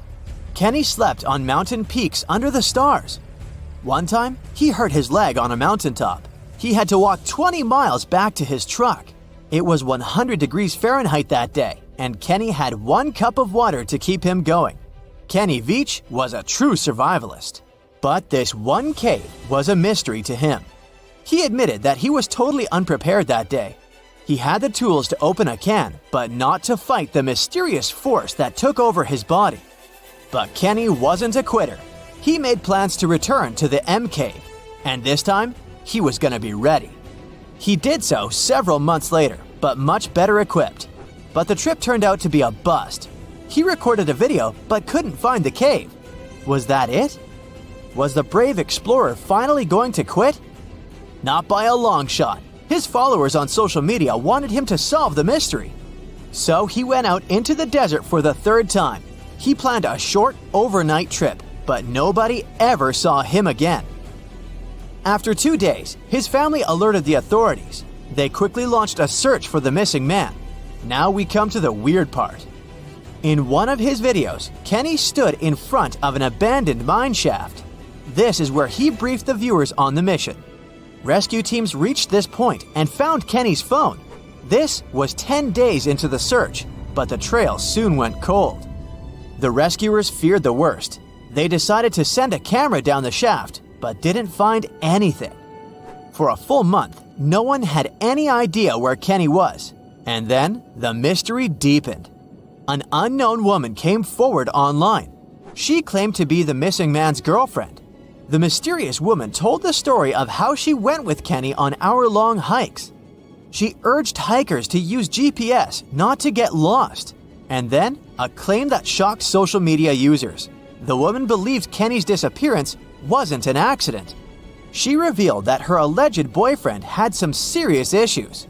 Apparently, he had quit his job a year prior to his disappearance. Did Kenny Veach really trek into the desert to take his own life? People weren't convinced. Kenny's daughter believed her father just had an accident. In her words, he was a survivor. Was the mysterious M Cave responsible for his disappearance? Did he find someone or something he shouldn't have found there? The questions linger, and so did the theories among the online community. Fellow hikers and YouTubers were determined to find the M Cave. This would solve Kenny Veach's mysterious disappearance once and for all. In 2021, one hiker got lucky. He claimed to have found the secretive M Cave. For safety reasons, the man couldn't reveal his exact location. The cave sits somewhere near Nevada State Route 375 East. The entrance to the cave really looked like an oversized letter M, just like Veach described it. But the shape is too hard to notice from ground level. Only when you look at it from above is the M shape visible. Who knows, hikers might have been walking past it for years without noticing the cave. Even Kenny couldn't locate the entrance the second time he went looking for it. The cave wasn't very deep, but there was something odd at the entrance. There appears to have been a straight line of rocks. Did someone try to wall off the entrance? And at the back of the cave, there was an even stranger find. Small pieces of wood were scattered along the floor. They looked a lot like 2x4s that are used in construction. Was there a door here once? The hiker found a nail sticking out of the stone. It could be part of a latch that was there some time ago. But the strangest part was the writing on the wall. Hatch or Veach? It's hard to tell. The hiker that discovered the cave didn't want to stay to find out. He left the cave in a hurry. No, it wasn't because he felt a strange vibration in his body like Kenny. He just didn't want to be in a desert cave in the middle of nowhere. This is the Mojave Desert, one of the most dangerous landscapes on Earth. Could this setting better explain how Kenny Veach disappeared without a trace in 2014? The desert's nickname is well-deserved. This is where scientists recorded the hottest temperature on the planet. 134 degrees Fahrenheit, and the average temperature during summer, just 113 degrees Fahrenheit, no sweat. But you'll also need a blanket. At night, the air temperatures drop well below freezing. Talk about a climate roller coaster. And the list of dangers doesn't end there. The driest and hottest place in the United States is home to dangerous animals. Mountain lions, venomous lizards, spiders, and wasps. You name it. Any one of these animals can end the life of an unsuspecting hiker. There is a reason why Kenny always wore snake guards when trekking. And then there are mine shafts. Local authorities strongly advise hikers not to enter them. These old mines from the 1800s are highly unstable. A person can easily fall down a hidden shaft. They also have pockets of bad air, which can suffocate a person. And remember the likable wildlife? They too live in these shafts. Rattlesnakes, scorpions, and black widow spiders. Kenny Veach could have easily fallen into one of these shafts, and there would be no help for him from miles around, since Nevada is one of the least populated states. There's a stretch of water that even the most experienced explorers fear. No matter what season you choose to cross it in, you risk meeting face-to-face with waves that can reach as tall as the Hollywood sign. I'm talking about the Drake Passage, the waterway connecting the Pacific Ocean to the Atlantic Ocean, stretching from Cape Horn at South America's southernmost tip to Antarctica's South Shetland Islands. It's about as wide as the distance from London to Berlin and takes up to 48 hours to cross. Some sailors compare getting on the other side to going to the moon. That's how challenging it is. Even the man who discovered it, Sir Francis Drake, never sailed these waters because they seemed too dangerous to him and opted for a calmer, although longer, Strait of Magellan. The passage took the lives of around 20,000 sailors and over 800 ships. Tourists who want to see Antarctica cross the Drake Passage on a regular basis, although it's still often called the world's most terrifying ocean crossing. The Antarctic Peninsula, where travelers go, isn't really part of Antarctica itself. It sticks out and points towards South America like two fingers almost touching it. The water gets squeezed between these two land masses, making strong ocean currents. The passage is part of the Antarctic Circumpolar Current, the largest ocean current on Earth. The water rushes through the passage at a speed between 95 and 150 million cubic meters per second, which makes it rougher. And then there are winds that usually blow from west to east and are very strong between 40 and 60 degrees latitude. That's why those areas are called the Roaring Forties, Furious 50s, and Screaming 60s. Land slows down winds, which is why storms hitting Ireland and the UK get weaker as they move east. But Drake's latitude is the only place where winds can blow all around the Earth without being stopped by land. So they keep getting faster. These strong winds turn into huge waves that can hit ships really hard, normally around 13 to 16 feet tall. They're much higher than waves in the Atlantic. Drake Passage also has underwater mountains that you can't see. The huge current squeezes through this narrow passage and causes waves to crash against these mountains underwater. These internal waves create whirls that bring cold water up from the deep ocean. So it's not just rough on the surface, the water is wild all the way down. The first sailor managed to sail around Cape Horn and through the Drake Passage in 1616. It was a Dutch navigator, Willem Schouten, in 1616. But the most famous attempt to cross it was undertaken by Sir Ernest Henry Shackleton on his ship named Endurance. He and 27 of his men set off from South Georgia, aiming to reach Vassal Bay in Antarctica. But things didn't go as planned. On January 19, 1915, their ship got stuck in the ice. And by October, it began to sink. They camped on floating ice for 2 months before sailing lifeboats to a remote, icy place called Elephant Island. Shackleton and 5 men made a risky journey to South Georgia to get help. It took them 15 days to cross Drake Passage with hurricane winds. Finally, they arrived safely and organized a rescue for the rest of their crew. Scientists found the shipwreck of Endurance only in 2022, 10,000 feet below the water.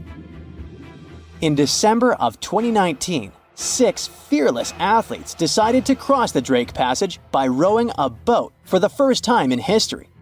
It took them 12 days of non-stop rowing with a 90-minute rotation of rowers. They managed to do it, and it was probably the hardest possible way to cross the passage. The athletes mentioned it was cold, wet, and dirty, and the waves hit them like walls. The weather in the Drake Passage changes a lot, but ship captains can always see it coming and change their path.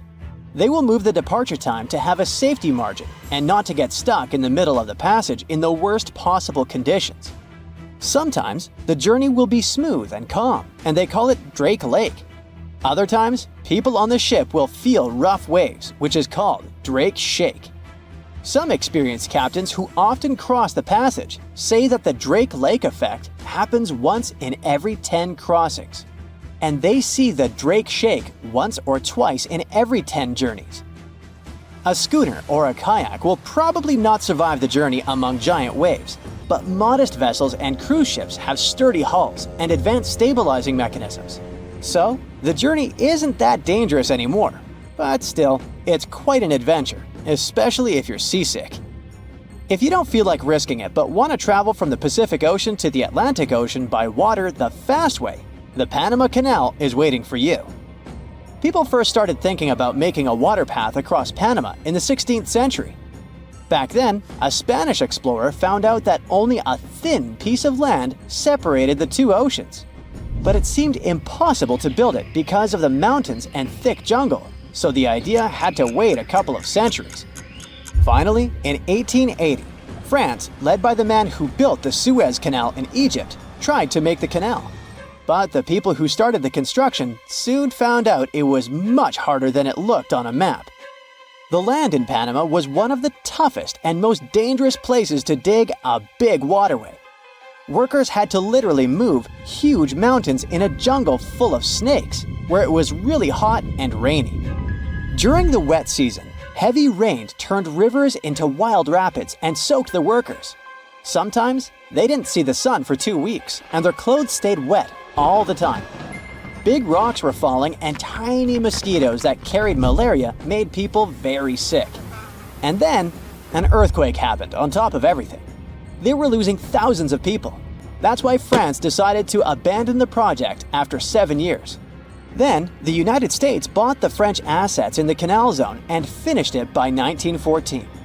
It cost the US around $375 million. The 50-mile-long passage of water saves ships traveling between New York and San Francisco 7,872 miles. Around 14,000 ships use it every year and pay around $1.8 million in tolls. So it looks like it all paid off. Another challenging waterway in this part of the world is the Amazon River. It's around 4,300 miles long and flows through 3 countries with over 30 million people living in its basin. But there isn't a single bridge across it. The river has many marshes and soft soils, so engineers would need to build very long bridges and very deep foundations, which costs a lot of money. Building bridges over deep water is tough, but in other places in the world, engineers can use things like floating platforms to help. The river's path and water levels change a lot during the year. During the dry season from June to November, the river is usually 2 to 6 miles wide. But in the wet season from December to April, the river can become as wide as 30 miles. And the water level can rise by 50 feet. That's why they can't build floating bridges or pontoons. The riverbanks are made of soft dirt that moves and erodes with the seasons, and it makes things even harder. It would have to be an absolutely unique project to overcome all these challenges. Luckily, there's no pressing need for a bridge across the Amazon right now. The river mostly goes through areas that are sparsely populated, so there aren't so many major roads to be connected by bridges. Researchers have found almost 1,000 previously hidden Maya settlements in the tropical lowlands of what is now northern Guatemala. They did it with LIDAR, light detection and ranging lasers, which they used to scan areas from the air. The region we're talking about is pretty vast. All those structures and buildings they saw over there stretch across about 650 square miles. And these spots were supposedly occupied thousands of years ago. It seems all these structures were pretty densely packed, so people lived close to each other. They had at least 417 ancient villages, towns, and cities where they could identify boundaries. These structures and buildings were actually a part of a state that looked like a kingdom. Some of these settlements were built as sports courts, civic, ceremonial, and religious centers, and residential homes. There were also massive palaces, platforms, dams, pyramids, and causeways across that area. People who lived there also had reservoirs where they collected water. So, they needed the power to organize thousands of specialists and workers. And they also needed many skilled people to build such structures without the technologies we have today.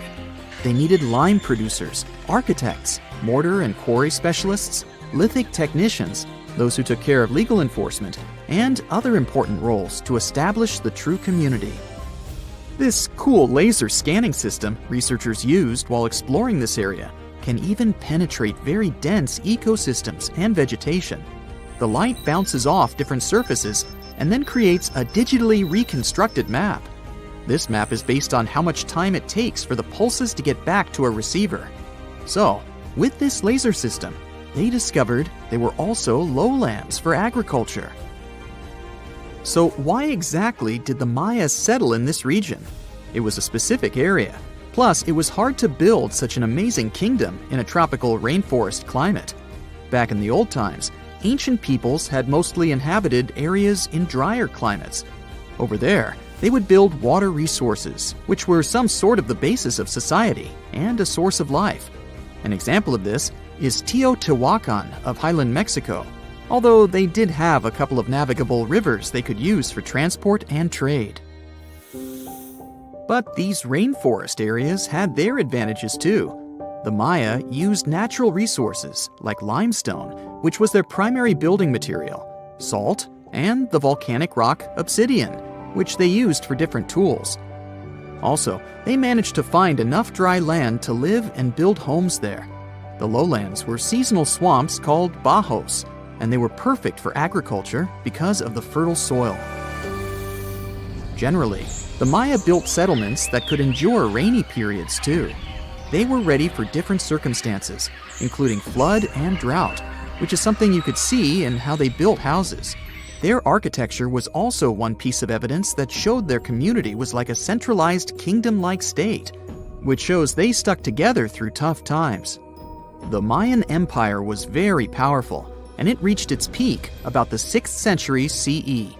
They were excellent at pottery, agriculture, writing, mathematics, and calendars. They were the ones who created complex calendar systems, such as the calendar round, which is based on 365 days. Although some believe the Mayan calendar predicted December 21st, 2012 would be the end of the world, it was just a coincidence with the end of a certain full cycle. They would call it the long count calendar, and it lasts 5,125 years. The Mayan people left behind an impressive amount of astonishing architecture and symbolic artwork. Most of their stone cities ended up abandoned by 900 CE. No one still knows why the Mayan civilization in that area collapsed, although there are some theories. Some think that by the 9th century, these people had exhausted the resources around them to the point that they could no longer feed and sustain such a big population. Others believe some city-states didn't get along that well, so they broke down the traditional system of power they used to have. Some say it was all because of a very long period of drought. It could be a combination of all these factors, though. But one Mayan city, located on an island, even survived until the 17th century. It was long after the rest of the Mayan civilizations had been destroyed or abandoned. If you're a traveler, you might know the town by its modern name, Flores. Scientists believe about 2,000 people lived there. The earliest Maya people were farmers. They cultivated crops like beans, squash, corn, and cassava.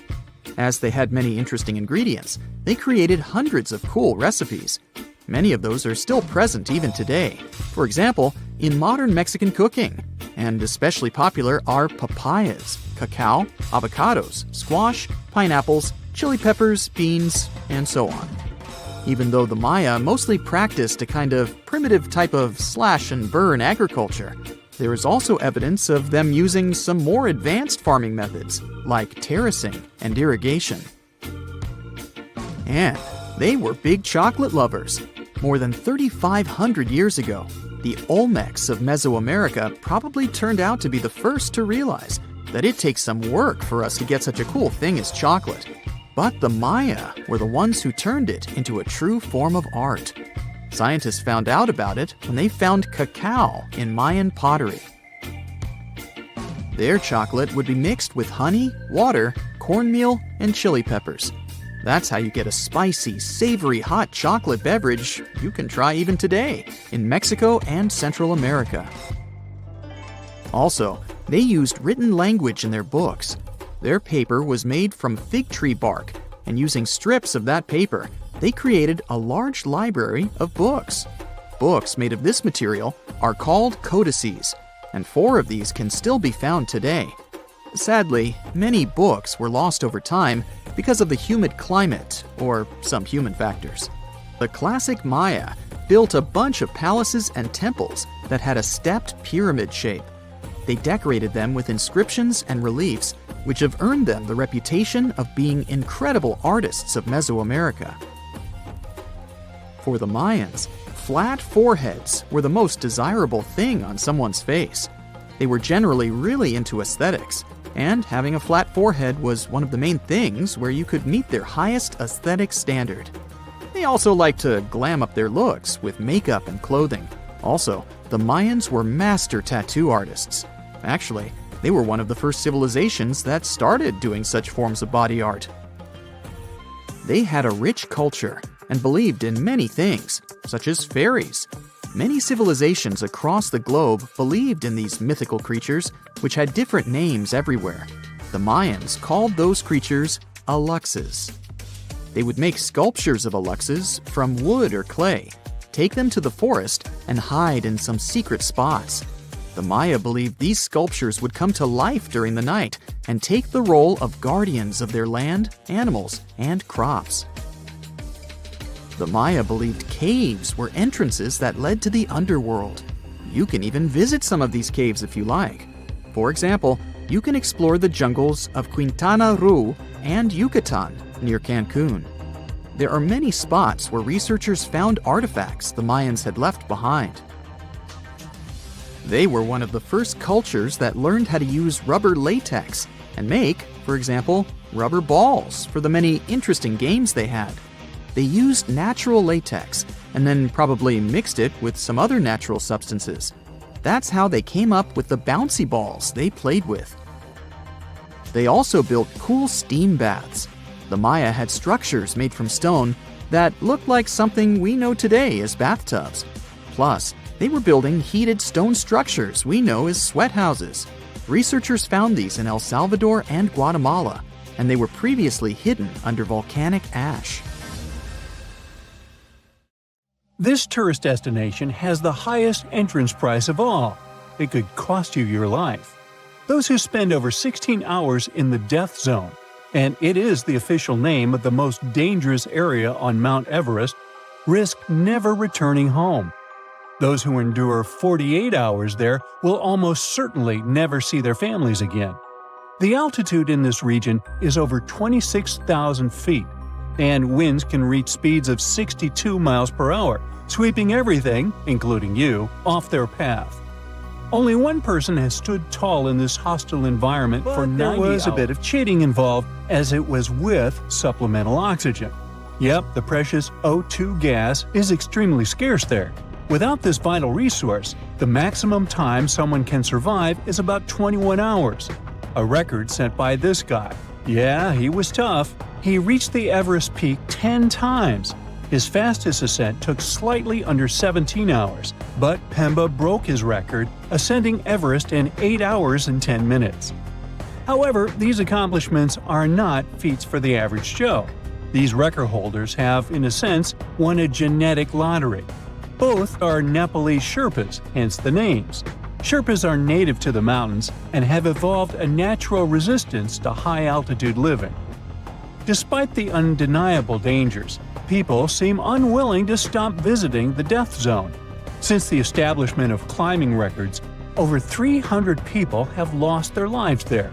Last year alone, 18 people perished, and as of July 2024, the death zone has claimed 8 lives.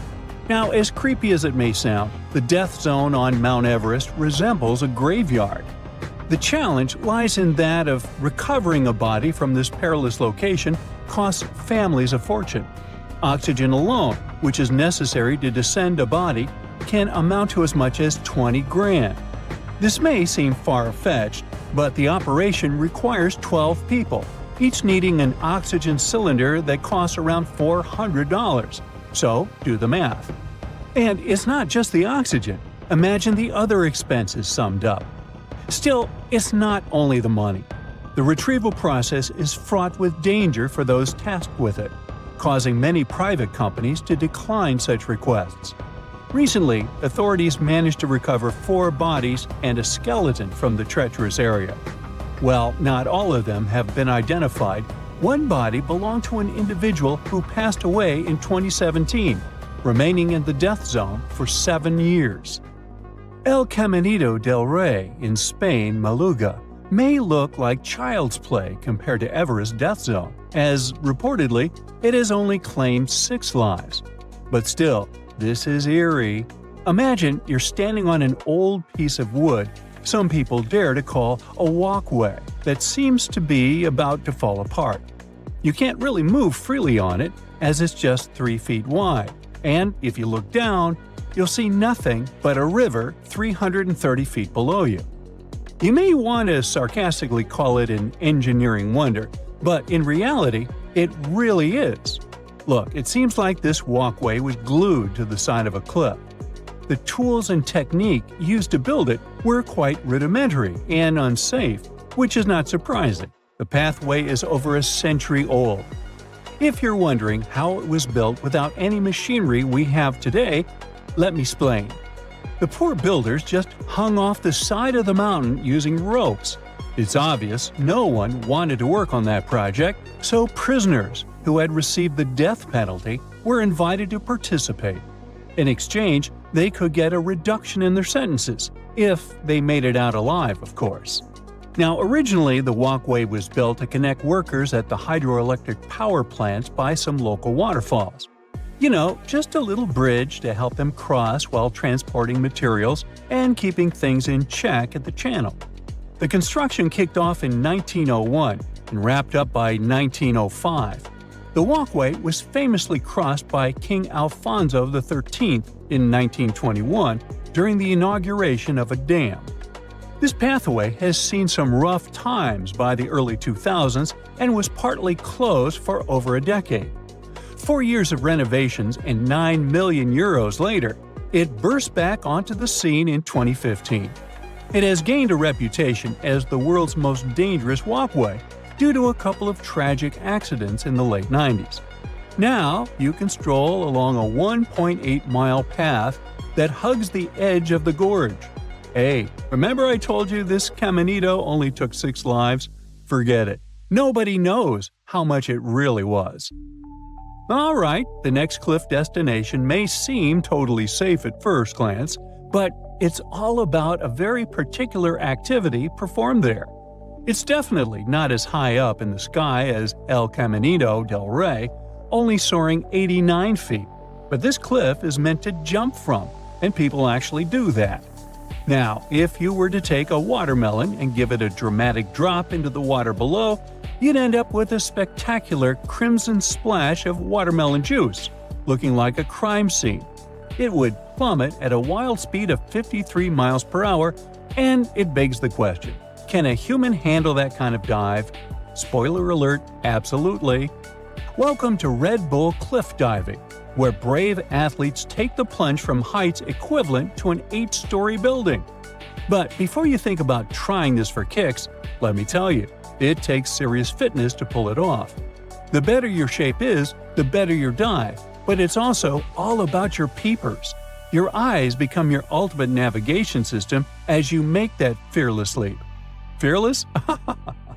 The impact is no joke. If you dare to jump, you'll feel around 5 G-force on impact.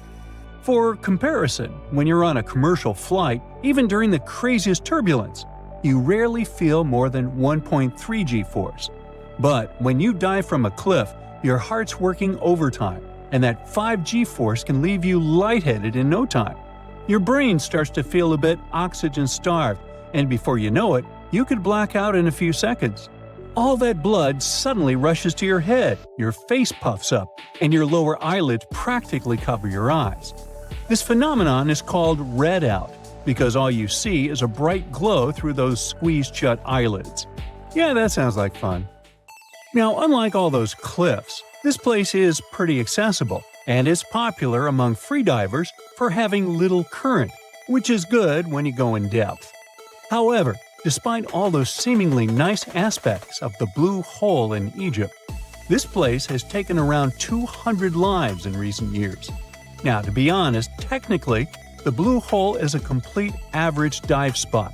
There's nothing extraordinary that would make it more dangerous than any other spot in the Red Sea.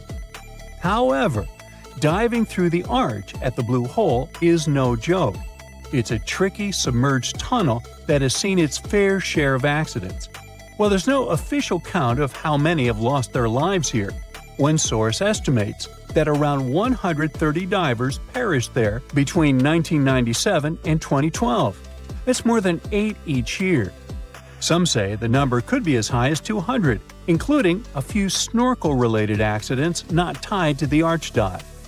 To help keep things safe, Egyptian authorities placed a police officer at the Blue Hole who makes sure divers are with certified guides who know the ropes.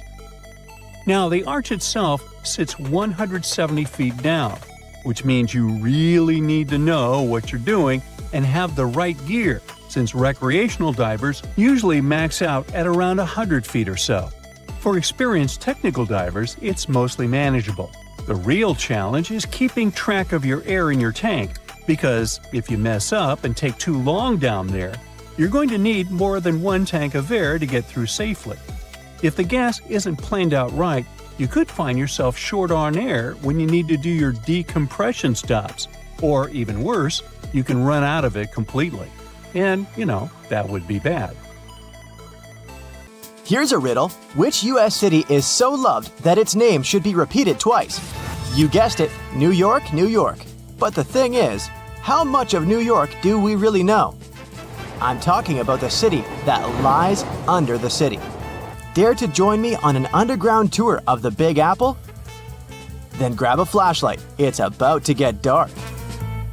We'll start in the heart of Manhattan, in the front of the Romanesque City Hall building. Believe it or not, beneath our feet lies New York's oldest subway station, known as the Old City Hall Station. It opened in 1904 on October 27th, a night of true celebration for New Yorkers. People were so excited, some of them spent the entire night riding the trains back and forth. Before this, urban dwellers moved around in carriages pulled by horses. No wonder the subway was such a hit. You might feel like a time traveler stepping inside the Old City Hall station. The architecture is dazzling and one of a kind. They sure don't make subway stations like this one anymore. Fun fact, the Old City Hall station would cost $6.2 million if it was built today. Back in the day, it had dozens of brass chandeliers hanging around. It was one of the few spots in town with functioning electricity. And not to mention brand new multicolored tiled arches and stained glass ceilings you can still see today. Impressive, huh? If you decide to wander down the tracks, you might be in for a treat. Underground New York is as fascinating as the city above the ground. But one thing we usually take for granted is the behind the scenes of what the Big Apple needs to function. Down here, you might see one or two of New York's pneumatic mail tubes. These tubes were built back in the 1800s and they were operational up until the 1950s. They were responsible for distributing people's mail through different post offices. Letters flew at an impressive speed of 35 miles per hour. That's almost as fast as a professional runner. It sure sounds like a useful system. But I have to say, it feels weird imagining people's correspondence flying around 15 feet underground. Back to street level. We'll wander around fancy Lexington and Park Avenues. If you look up, you'll see the famous Waldorf Astoria 5-star hotel. Many celebrities have stayed there, including John Lennon and Yoko Ono, as well as presidents such as FDR. This is why the hotel used a secret infrastructure to sneak people inside and out. Under the building, a tunnel known as Track 61 connected the Waldorf Astoria to Grand Central Station. The track was deactivated in the late 70s, but some people say Andy Warhol threw a party there in the 80s. I bet that was something. For the next part of our visit, we'll have to take the subway uptown. We'll get off at 125th Street and find ourselves on the scenic waterfront of Riverside Park. Here, you'll find abandoned tracks of an old metro line. If you follow the tracks, you'll get to an underground graffiti gallery, aka the Freedom Tunnel. The tunnel is named after a graffiti artist from the 80s, who is commonly known as Freedom. While exploring these tunnels, we'll see over 40 graffiti pieces he painted over 15 years.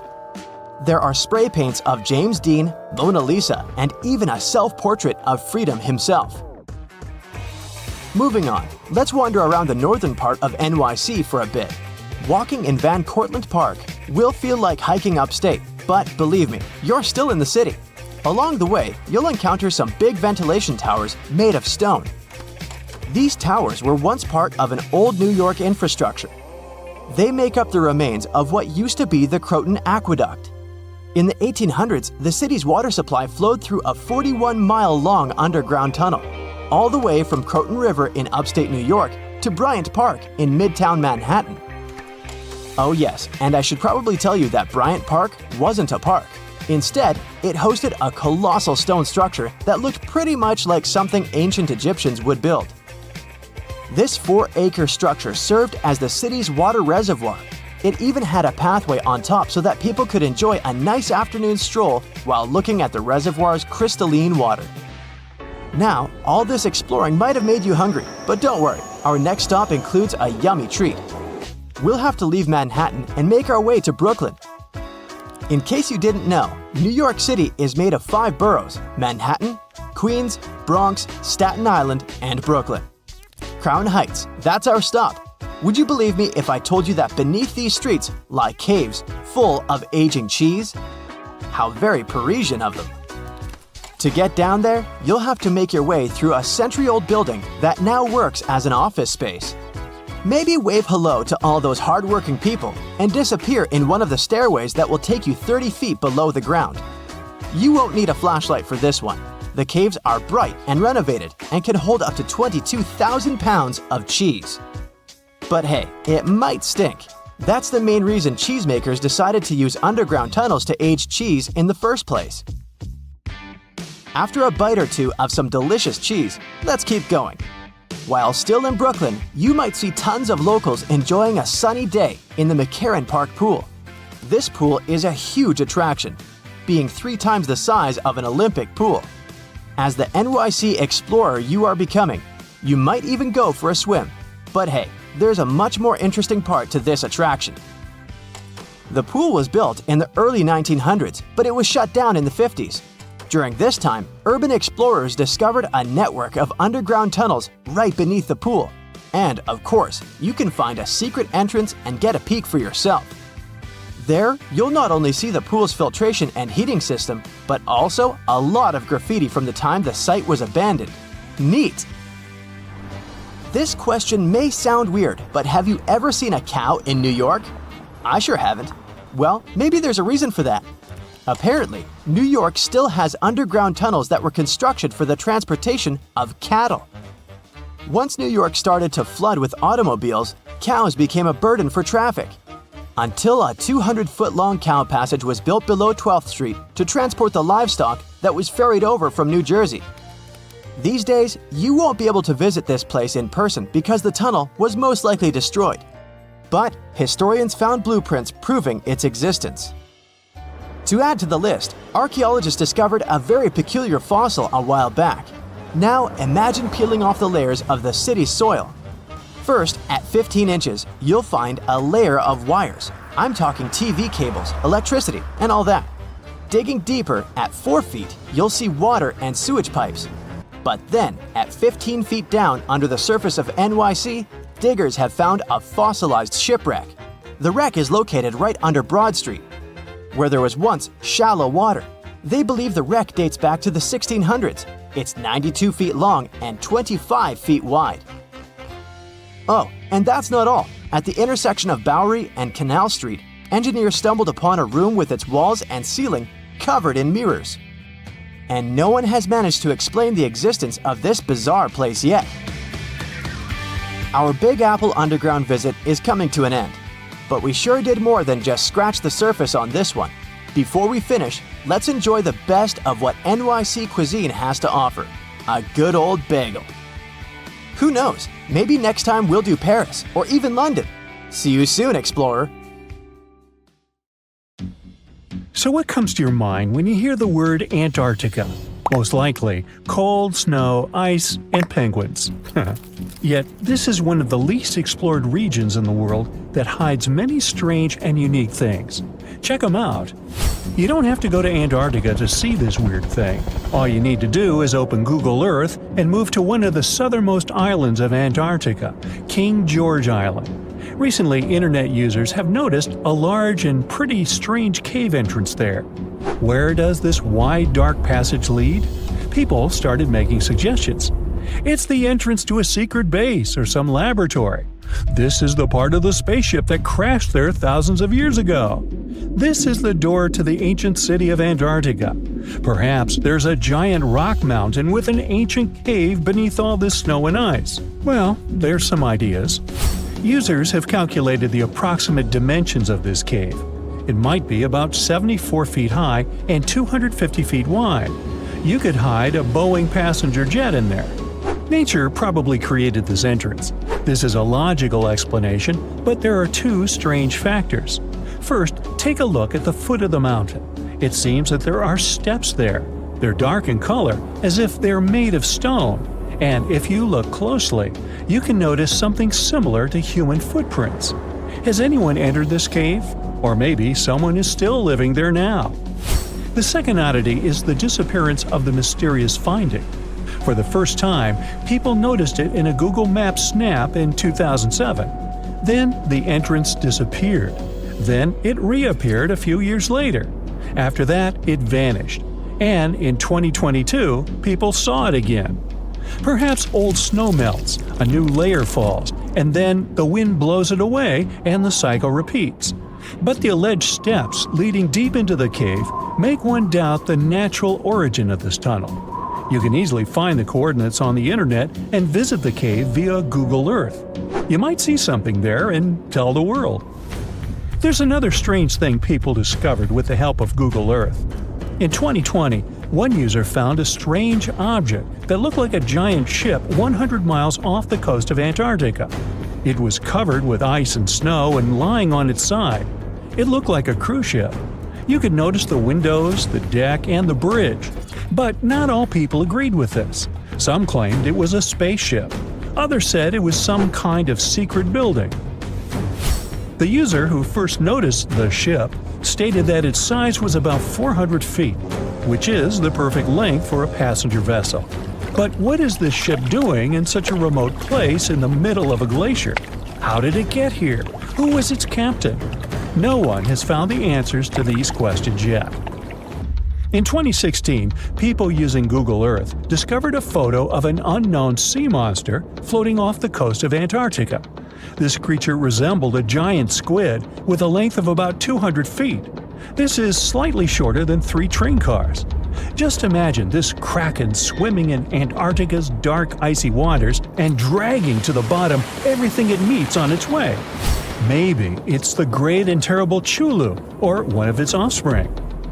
You will quickly notice this blood-red waterfall among Antarctica's endless, dazzling white landscapes. Don't worry, it's not blood. For many centuries, the waterfall has been painting snow in a bright red color. The stream flows straight out of a white iceberg. Let's look inside and find out what's happening there. Millions of years ago, there was a small crystal-clear pond, but then a glacier formed around it. A thick layer of ice and snow blocks sunlight, heat, and oxygen access. For millennia, the reservoir remained in this cold vacuum. But at one point, the water made a hole in the icy wall and broke out. When this salty water comes into contact with oxygen, it immediately turns scarlet or rusty. Antarctica is the only place where you can find such a unique natural phenomenon. One of the driest places on Earth is located in Antarctica. It's one of the most lifeless deserts in the world, the McMurdo Dry Valleys. In this desert, you won't see the scorching sun, hot sand, and cacti. A desert means a place with a lack of precipitation and life. The McMurdo Dry Valleys meet these parameters. But this place is also unique for Antarctica, since you won't find glaciers there. Despite the frost, ice can't form in the desert because it hasn't rained for millions of years there. It also never snows. A strong wind coming from the mountains reaches speeds up to 200 miles per hour. It would be difficult for you to stay on your feet there. The wind is filled with moisture. It heats up and evaporates all the liquid and snow in the desert because of its high speed. Only dry air reaches the ground. But you can find several lakes there. They don't freeze, only thanks to the high concentration of salt. The water is so salty that large life forms can't develop there. But scientists have found microscopic organisms near the lakes. 20 million years ago, Antarctica was filled with swamps, trees, and swarming with insects and animals. But now, it resembles the surface of Mars, literally. Scientists and astronauts are exploring such regions as the McMurdo Dry Valleys, since the natural conditions there are similar to those on the Red Planet. So, before you go to Mars, you can practice living in similar places on Earth. Also, scientists discovered an underwater world in the Antarctic filled with hundreds of amphipods, crustacean animals similar to shrimp. Wait a minute, it happened in the Antarctic? But the McMurdo Dry Valleys are located in Antarctica. Well, the words are very similar, but what is the difference? Oh, and don't forget the Arctic. The Antarctic is the region in the southernmost part of Earth that houses the continent of Antarctica, and the Arctic is another land altogether. They have the same natural conditions – frost, ice, and snow, but they're located in different parts of the planet. The Arctic is at the North Pole, Antarctica is at the South Pole. Now, back to the discovery. Scientists put forward theories that the ice of the Antarctic hides a vast network of freshwater rivers and lakes, and in 2022, they found a new ecosystem. Researchers explored the Antarctic Ross Ice Shelf and its underwater rivers. This is a massive piece of ice floating in the ocean. A team from New Zealand used a special drilling rig equipped with a hot water supply to drill a hole 1,640 feet deep. That's more than the height of the Empire State Building. Then, they lowered some video cameras and saw thousands of crustaceans swimming in different directions. So it seems they're very unorganized. In the waters of the Antarctic, you can also meet some of the scariest creatures on the planet. These are sea spiders. They got this name because they resemble land spiders, but they're actually a species of marine arthropods. And unlike land spiders, those in the ocean are much larger. They look like 8 strong legs without a body. One such spider can be a dinner plate in width. Some of them have no eyes and have proboscises instead of jaws. Sea spiders are poorly studied because they live in deep, cold waters. Antarctica hides many little-known animals. There are long tunnels in its glaciers leading to scary darkness. On this cold continent, people have found the remains of giant dinosaurs and other ancient creatures, such as the ancestors of modern ducks. Many underground rivers and lakes hide unexplored wildlife. Even the ice here can be weird. Take a look at these striped icebergs.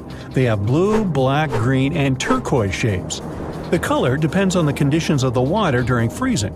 For example, green lines appear because of algae, blue ones form when the water freezes too quickly. Okay, I'm freezing. Time to go thaw somewhere warmer. Hawaii. Yeah. However crazy it might sound, you can actually buy an entire town. These places once had life in them.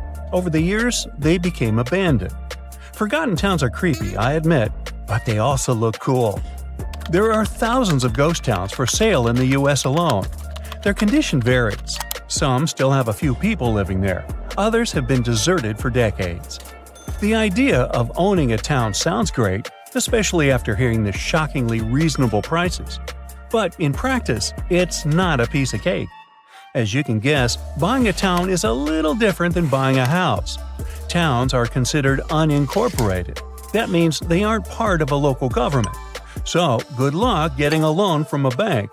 To buy a regular house, you can get a mortgage. But for a $200,000 ghost town, banks won't decide in your favor. Still, the fact that you can buy a town is exciting. Let's say you have the money and you'll go for it.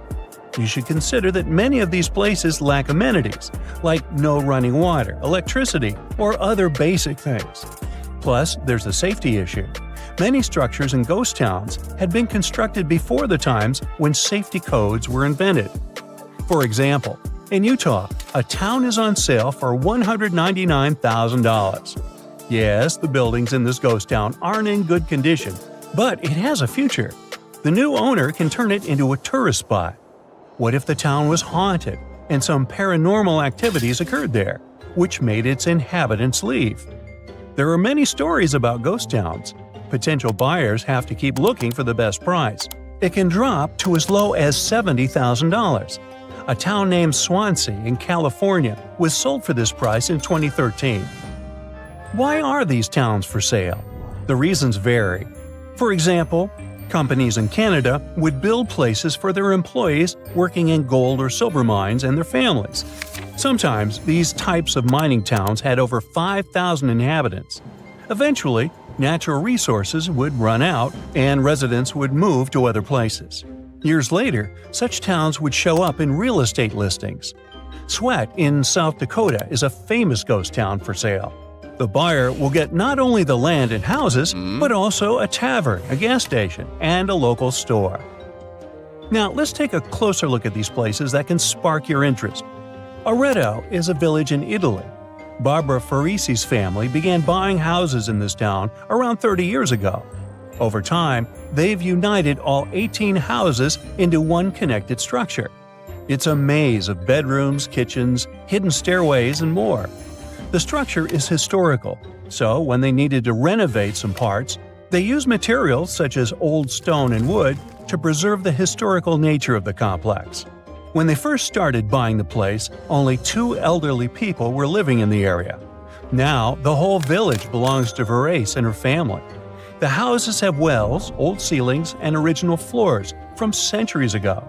They've even converted an old wooden barn into a banquet hall and stone stables into a lounge.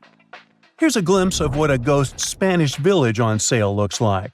Scenic landscapes, some history, and development opportunities are mixed together in this rural town with a name I can't pronounce. This one has 3 historic rustic stone residences constructed a century ago.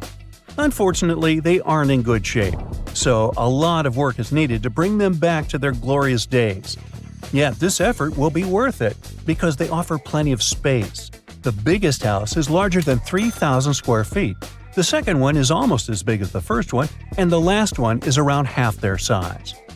I feel like this town has some potential to turn into boutique holiday home rentals. I mean, the place has character. It has 2 century-old granaries, a fountain, and a stone oven. The area is surrounded by rolling fields, lush woodlands, and flat plains. Plus, the village is around 15 miles away from mesmerizing coastal towns and famous attractions. Now, do I sound like I'm promoting the place? Nah, I just like it. Maybe you want to buy a town so you can be a mayor. I respect that too. Would you prefer this one that looks frozen in time? Pierce is in Arizona. It was built by a man named John James Pierce. He arrived there and mined gold nearby. It was so casual. Imagine tending your cattle, lifting up rocks from the ground, and finding gold. This is what happened to him. His life changed overnight. The news about the gold spread at the speed of light. Well, almost. This led to the construction of the town. When the calendar showed 1895, the town was officially founded. In no time, Pierce became one of the richest gold mines in Arizona. Naturally, the town flourished and grew to accommodate the newcomers. There was a blacksmith, restaurants, and a butcher. You could also find a livery, hotels, saloons, and even an attorney's office there. All of these are included in the sales price.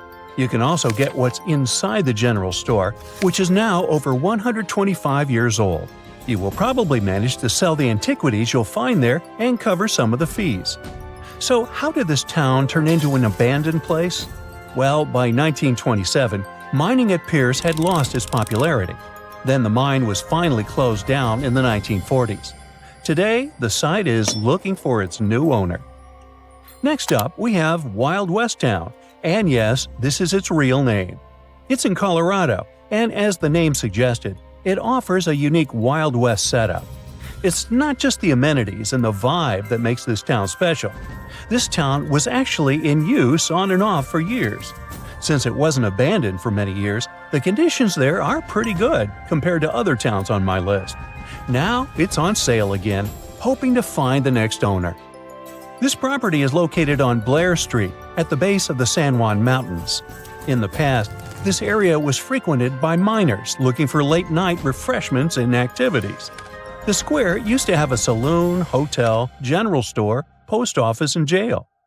Today, well-preserved historic buildings house various artisan businesses. The property includes 2 operating commercial buildings, 3 rental spaces, and 1 storage building. One of the buildings now operates as an old-school photography studio. There's also a 2-bedroom residential unit above the Emporium gift shop, built in 2005, which is currently used as a vacation rental.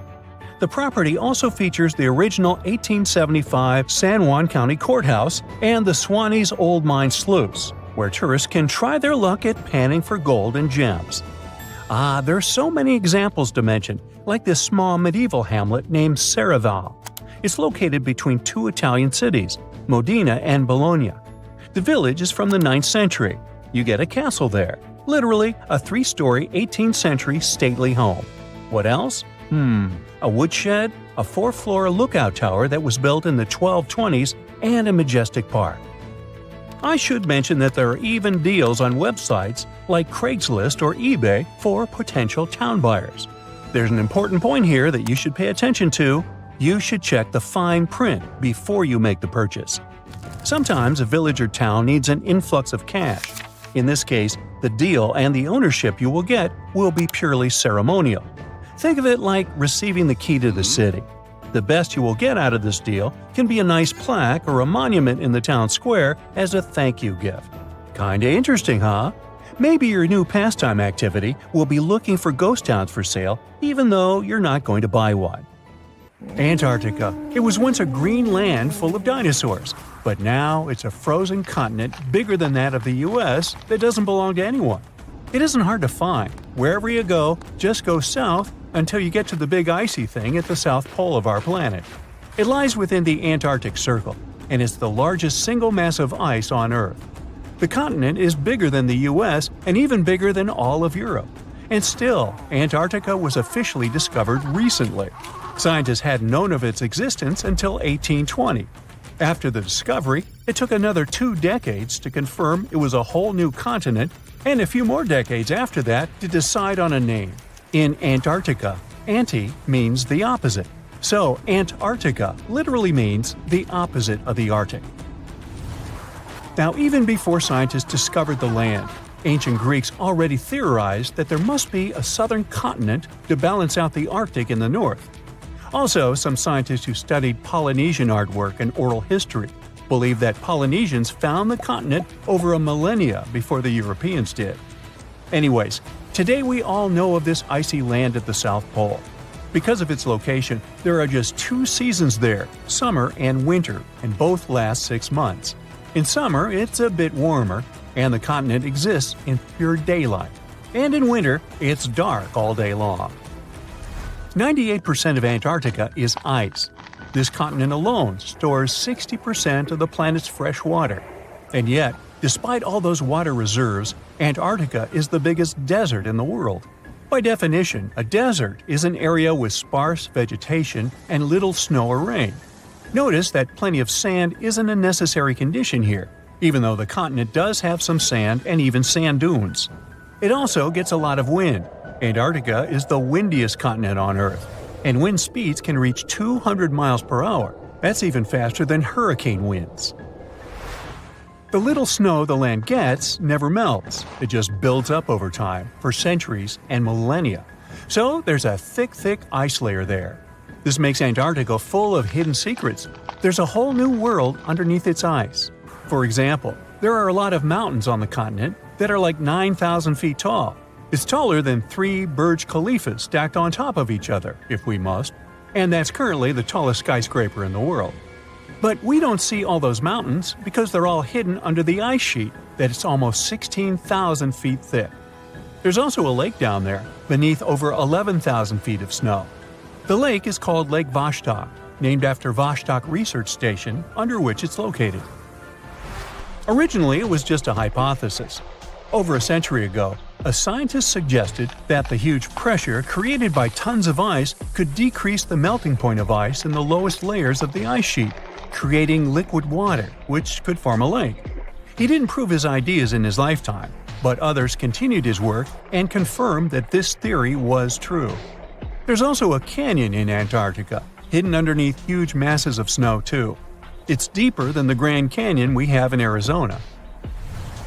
There is a mountain range that divides the continent into 2 parts, East Antarctica and West Antarctica.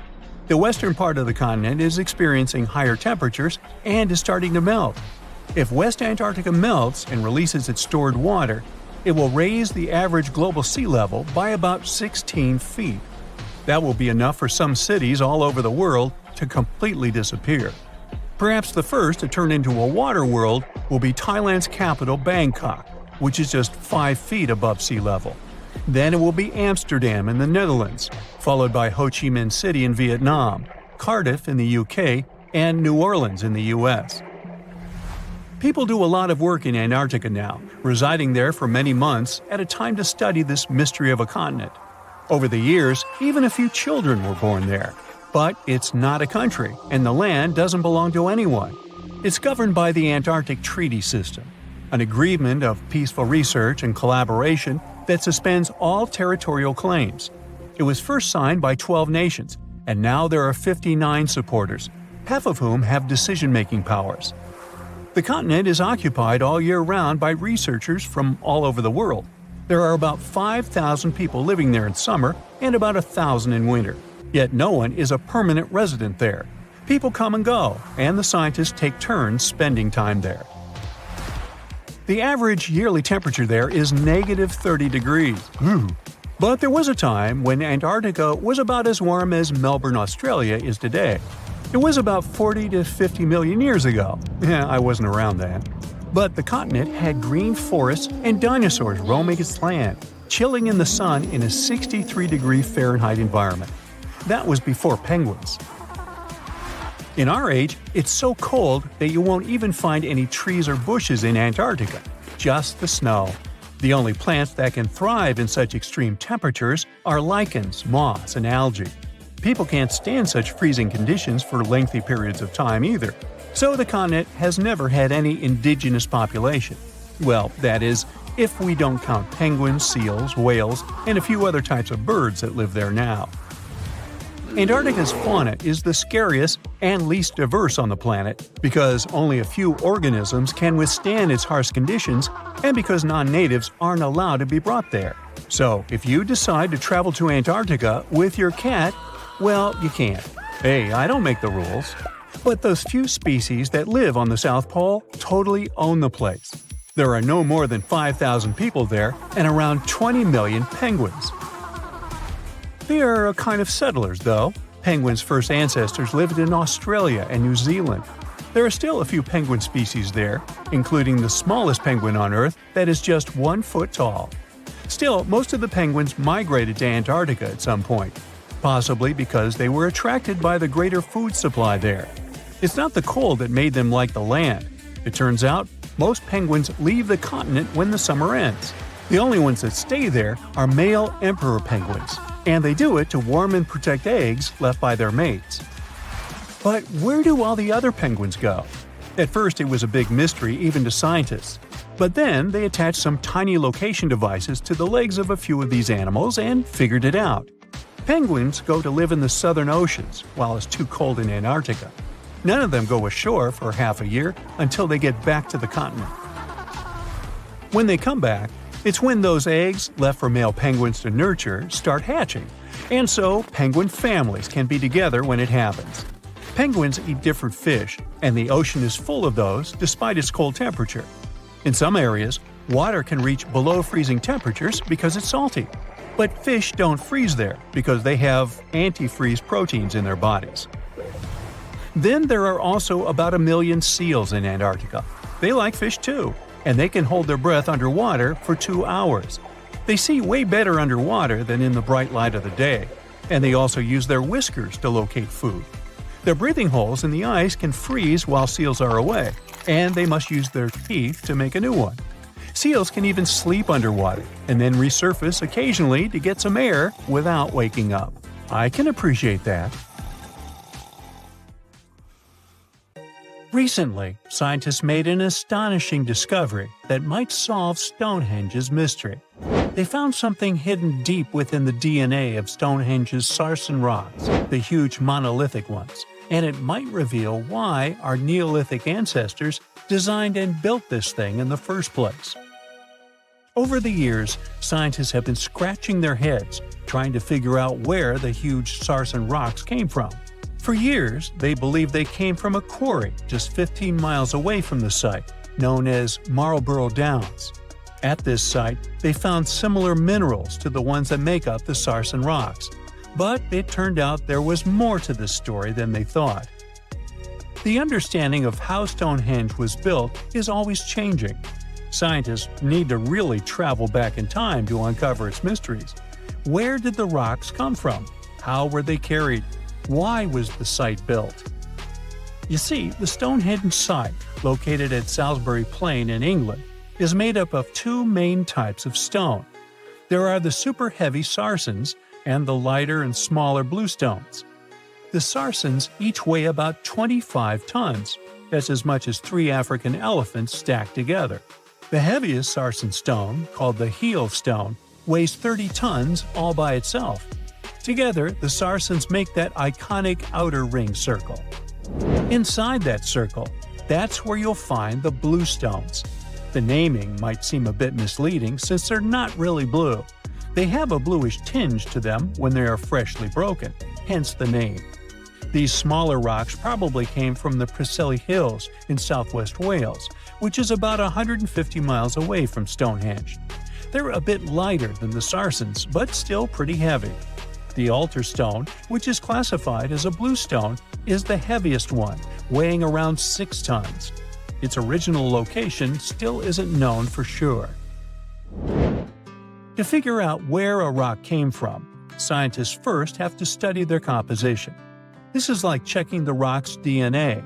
Then they cross-reference the structure of the rock with minerals in the soil to see if it's a match. Most of the sarsens we see around southern England are actually made of a type of sandstone known as silcrete. Think of silcrete as sand that's been hardened by underground water processes over millions of years. This process mostly happened during a period called the Paleogene, about 65 to 23 million years ago.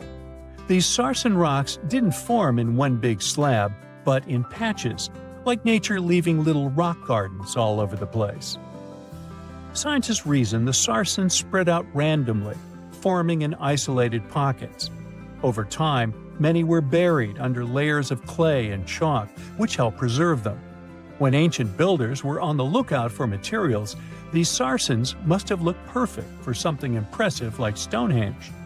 Actually, sarsens have been used in everything, from Roman villas to medieval churches, and even in things like road curbs and old field walls. One could say these rocks were the it material for ancient builders, and continue to be popular even into more modern times. This fact made scientists start wondering that maybe not all sarsen stones that were used to build Stonehenge came from the same place. They've identified sarsen sites all over the UK, in places such as Oxfordshire and Kent. After hundreds of years of studying the sarsens, geologists finally had the right type of technology to determine the origin of the stones. Now, I wish I could tell you that it was some undisclosed location very far away from the site. But, as it turned out, the sarsens were originally from Westwoods, the forest near Stonehenge.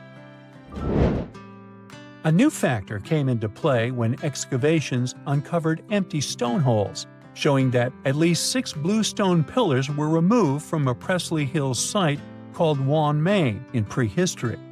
They had a stone circle over there, and it's believed that some of Stonehenge's rocks were recycled rocks from this more ancient circle. If this is true, it might be that Stonehenge is part of a much larger landscape of ancient sites. If this is the case, then Stonehenge is just the cherry on top of a much larger scale project. Think of it as the sacred centerpiece of an entire landscape of monuments, mounds, stone circles, and things. This is why scientists want to find out where the rocks came from so badly. It could lead to why and how Stonehenge was built. Now, Stonehenge didn't just pop up overnight. It was built in several stages over hundreds of years. It's likely that it wasn't a single unified vision, but more like a big community project that evolved over time. With each generation, the builders brought in their own ideas, creating a stone structure that would last for ages. The first stage was around 3100 BCE. That's when people dug out a circular ditch and likely set up some bluestones as sort of a starter ring. Later, they added the sarsens and even topped some of them with horizontal stones to form those famous arches you see today, also known as the trilithons. These ancient builders had some challenges on their hands. How would they move the rocks?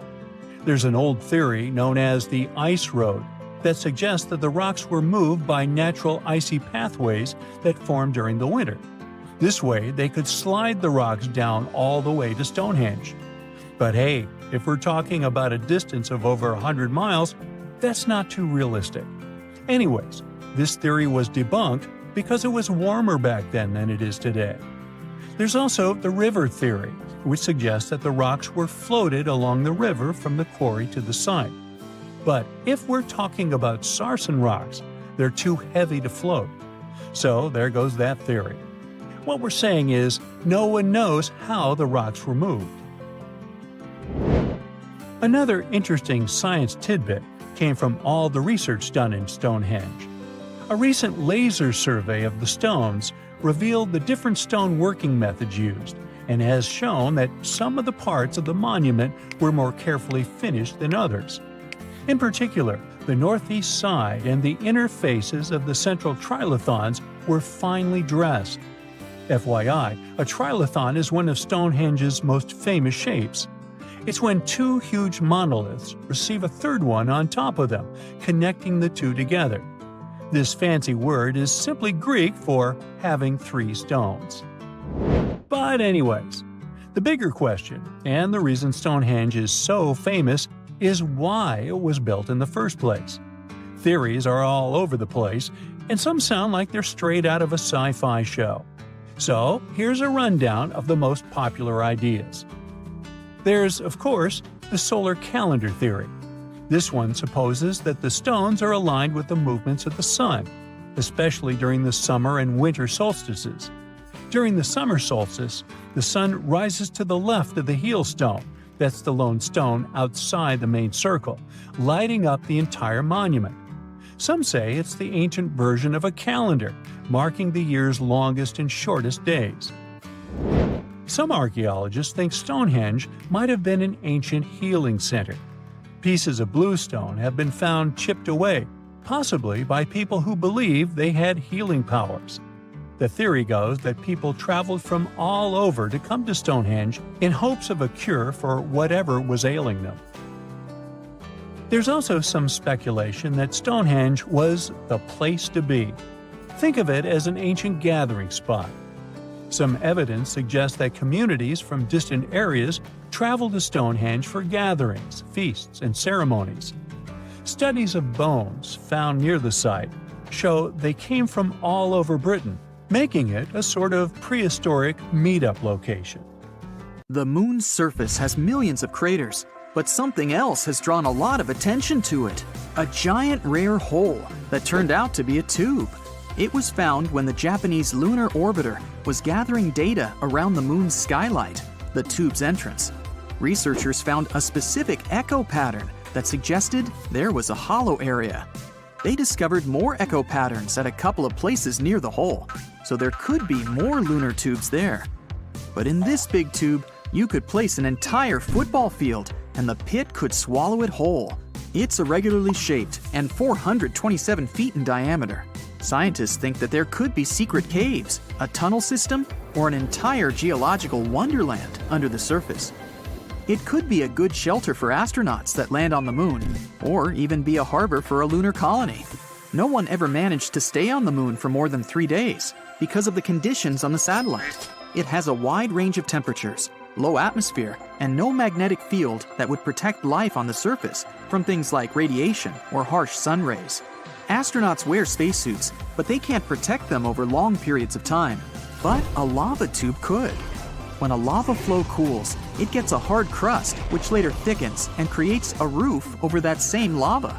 It continues to flow, but when it stops, the channel can drain, which results in an empty tube. Our planet also has lava tubes, but they're not as big as the one found on the moon. There's a special type of tree called a moon tree. It's grown from seeds that were taken into space during one of the missions and then returned back to Earth. You can find this kind of tree growing across the US. Earth is 27% bigger than the moon and far more massive. Our gravity is stronger. If you drop a rock on the Earth, it will fall faster. 150 pounds on Earth is just 25 pounds on the moon. The Earth has numerous satellites circling around it, but the moon is the only natural one. Our moon was formed during a big collision of the Earth and one more planet the size of Mars. This happened around 4.6 billion years ago, shortly after the Sun and our solar system were formed. After the collision, a cloud of vaporized rock went into orbit around our planet, cooled, and shaped into a ring of small solid bodies. They later got together and became the moon, leaving craters as a reminder of this collision. If you're standing on the surface of the moon, your shadow will be darker than on Earth. This is because there's no atmosphere to scatter light and create lighter shadows. One of Jupiter's moons, Io, has hundreds of volcanoes and pretty wild eruptions, sometimes sending plumes 250 miles into the atmosphere. These eruptions happen because of the extremely strong gravity this moon is exposed to. Its insides tense up and relax in those periods when it gets closer to and then further from Jupiter, which generates enough energy for insane volcanic activity. It's not just planets, even quite small space bodies sometimes have moons. In 1993, researchers discovered a 20-mile wide asteroid and its 1-mile wide moon. You'd need 400,000 moons to match the brightness of our central star, the Sun. The moon reflects the light it gets from the Sun, but it doesn't produce its own. That brightness depends on the angle between the moon, the Earth, and the Sun. Our moon is around 32 Earths away from us, and 29 Earths at its closest. When the night is dark and clear, it seems like you can touch a full moon. But if you wanted to do it, you'd have to travel up to 250,000 miles. Still, there is water on the moon. Not puddles or lakes, but grains of water ice exist in permanently shadowed parts near the moon's poles. Scientists think that water got on the moon a long time ago, during a period when both the moon and Earth were constantly struck by asteroids and comets, which contained water ice. This process may have even helped us get our own lakes and oceans, not just the moon's icy water. Newer research says that the moon's interior already had water, and it went to the surface during volcanic activity. The same might have happened on our planet too. Out of 200 moons in our solar system, our moon is the 5th biggest one. Jupiter's moon Ganymede is the biggest one, almost 1.5 times bigger than ours. Apollo 11 was the mission where humankind first landed on the moon. It was a very important moment, broadcast all over the world. But it was almost interrupted by a huge windstorm that was going on in Australia back then. Parker Dish was placed there, which was something we used to get the broadcast signals from the moon. The moon is not a perfect circle. It's more in the shape of an egg, with the thicker end pointing toward us. This shape is derived from its rotation. A full moon can keep you awake. Studies showed that people experienced less deep sleep, and it took them longer to fall asleep during the full moon period. It wasn't about its brightness, but the lunar cycle that influences our internal body clock. Each year, the moon is moving away from Earth because of the interaction between the moon's gravitational force and our oceans. In 1 year, it moves around 1.5 inches away, which means that in around 600 million years, it will be 14,600 miles further from Earth than it is now. This number isn't accidental. That's the time when total solar eclipses will stop happening. Humankind hasn't set foot on the moon in a few decades, but footprints there are still fresh because there are no winds up there, so these tracks can stay there for millions of years. The moon has its own time zone called Lunar Standard Time. Time is different on the moon, so a year there is divided into 12 days, considering each is as long as our month. Days got named after astronauts who walked on the moon. The moon calendar starts the moment Neil Armstrong stepped onto the moon in 1969. There are possible energy sources for living beings on one of Saturn's moons. It has an ocean under the surface, and it may feature some chemical reactions similar to those that help certain forms of life on our planet survive. The moon used to have active volcanoes, probably during the time of the dinosaurs. Molten lava hardened on its surface billions of years ago, which helped create unique lunar craters, but the volcanoes have been dormant for a long time now. The moon has earthquakes, or rather, moonquakes. Just like our planet, the moon also has a crust that goes through changes and shifts. Shaking occurs when its crust warms and expands, or it can even be caused by meteorite impacts. Moonquakes are not as strong as earthquakes, but can last way longer since the moon doesn't have enough water to prevent seismic vibrations. The moon has a big range of temperatures because it doesn't have an atmosphere. During the day, it can go up to 200 degrees Fahrenheit, but at its poles, the temperature is around -400 degrees Fahrenheit. In 2019, astronauts discovered a strange space phenomenon. The moon was crossing in front of the sun, and at one moment, it seemed like it stopped and then started moving backward. It's the same optical illusion like when you're driving on the highway and pass a car that's slower than you. At one moment, as you move ahead, it may appear like it's going backward. The crust of the moon is not equally thick in all its parts. Some are up to 37 miles thick, while others are much thinner. The moon itself doesn't change colors. When sunlight goes through our atmosphere, it reflects off the moon and makes us see it as pink or red. Sometimes there are particles of dust sent into the atmosphere, and, in combination with sunlight, they give the moon an orange glow. The moon doesn't have a dark side. There's only a far side that we can't see from the Earth. The moon spins on its axis once and makes a circle around the Earth, all in the same amount of time, which is why we only see its one face the entire time. All planets in our solar system have at least one moon, except for Mercury and Venus. Mercury has less mass than our planet, so its gravity is lower than ours, around 38% of the Earth's gravity. That means 100 pounds on Earth would be 38 pounds on Mercury. Because of the weaker gravity, and since it's so close to the Sun, Mercury wouldn't be able to have its own moon. It would probably crash into Mercury, or even go into orbit around the Sun, and someday even get pulled into it. Venus most likely doesn't have its moon because it's also too close to the Sun. When you think of an epic desert scene with blazing sun, endless dunes, and those magical little oases, you probably picture the legendary Sahara, right? But what if I tell you that 11,000 years ago, this vast expanse of hot sand looked totally different than it does today? Yeah, I don't know, I wasn't around then. But I'm told that back then, what we now call a desert was a lush paradise, brimming with lakes, rivers, grassy plains, and even woodsy forests. So, where did all this water go?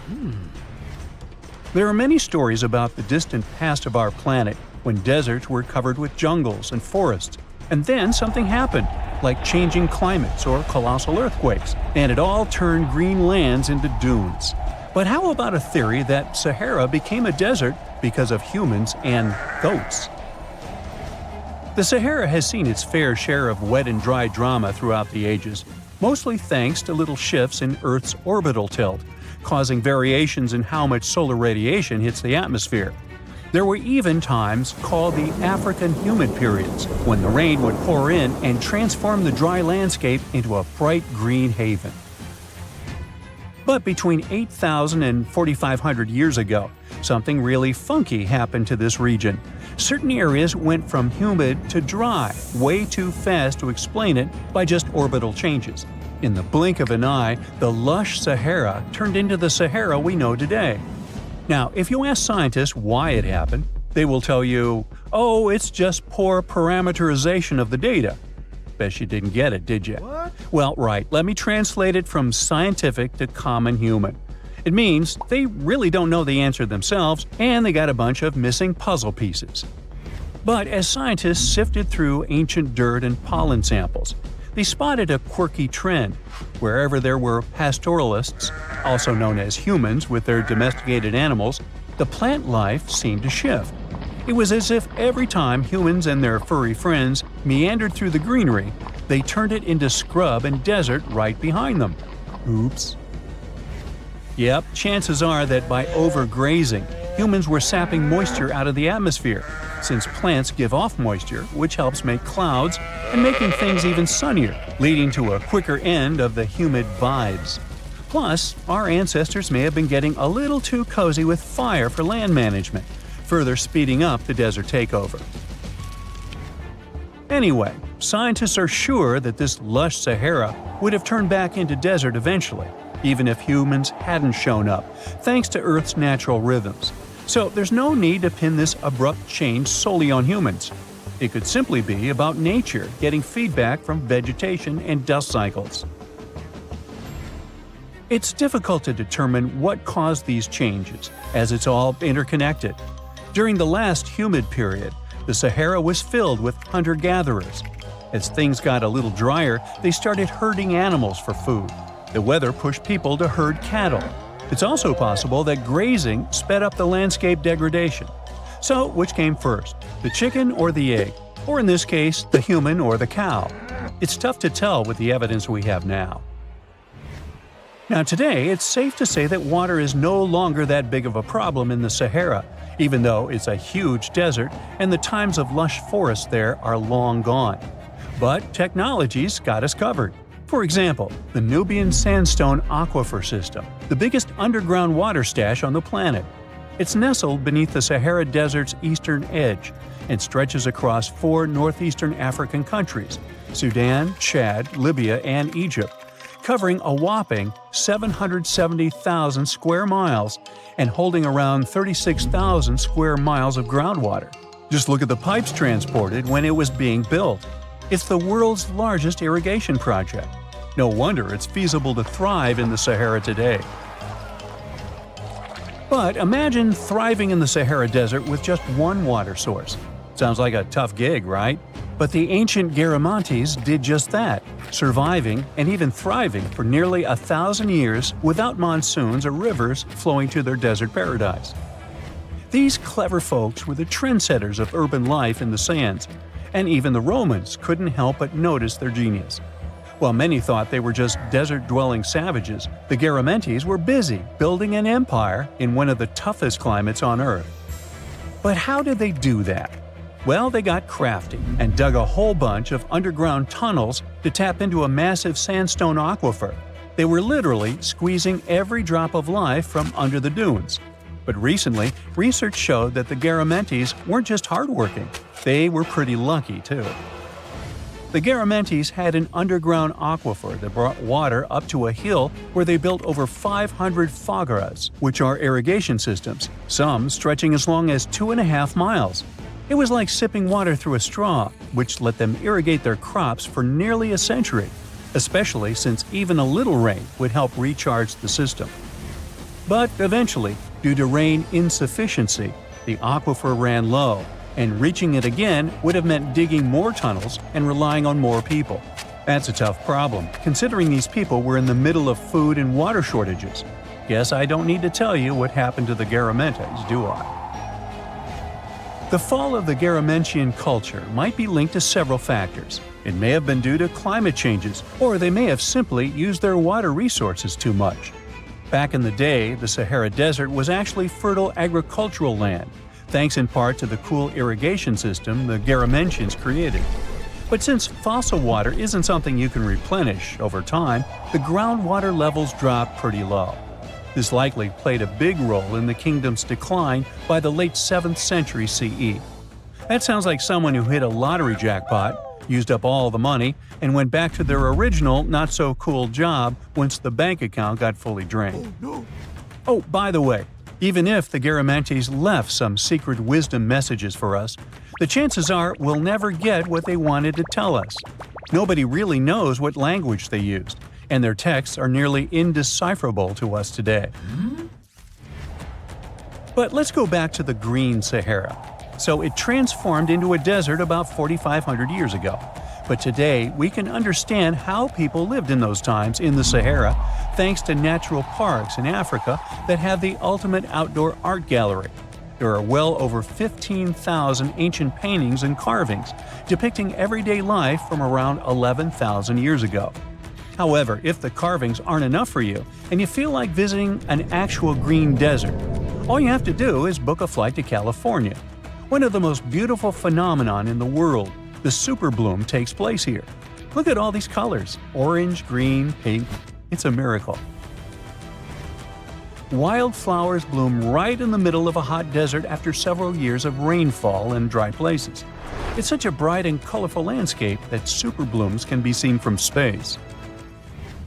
This rare phenomenon can be observed in other arid places and deserts in western and southern Africa, Western Australia, and Chile. In all these places, the weather is very hot and dry in summer. Mild humid air comes in winter, and this is the ideal environment for mass flowering. Flower seeds that lie in desert sands can wait for decades before starting to produce flowers.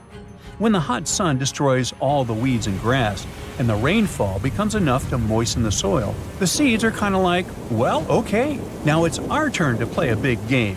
And then hundreds of thousands of tourists come to take photos and post these beautiful pictures on social media. And this, unfortunately, is one of the main dangers for flowers. Therefore, if you find yourself in a place like this, don't pick the flowers and don't trample on them. Stay on the path, don't litter. Take only pictures and leave only footprints.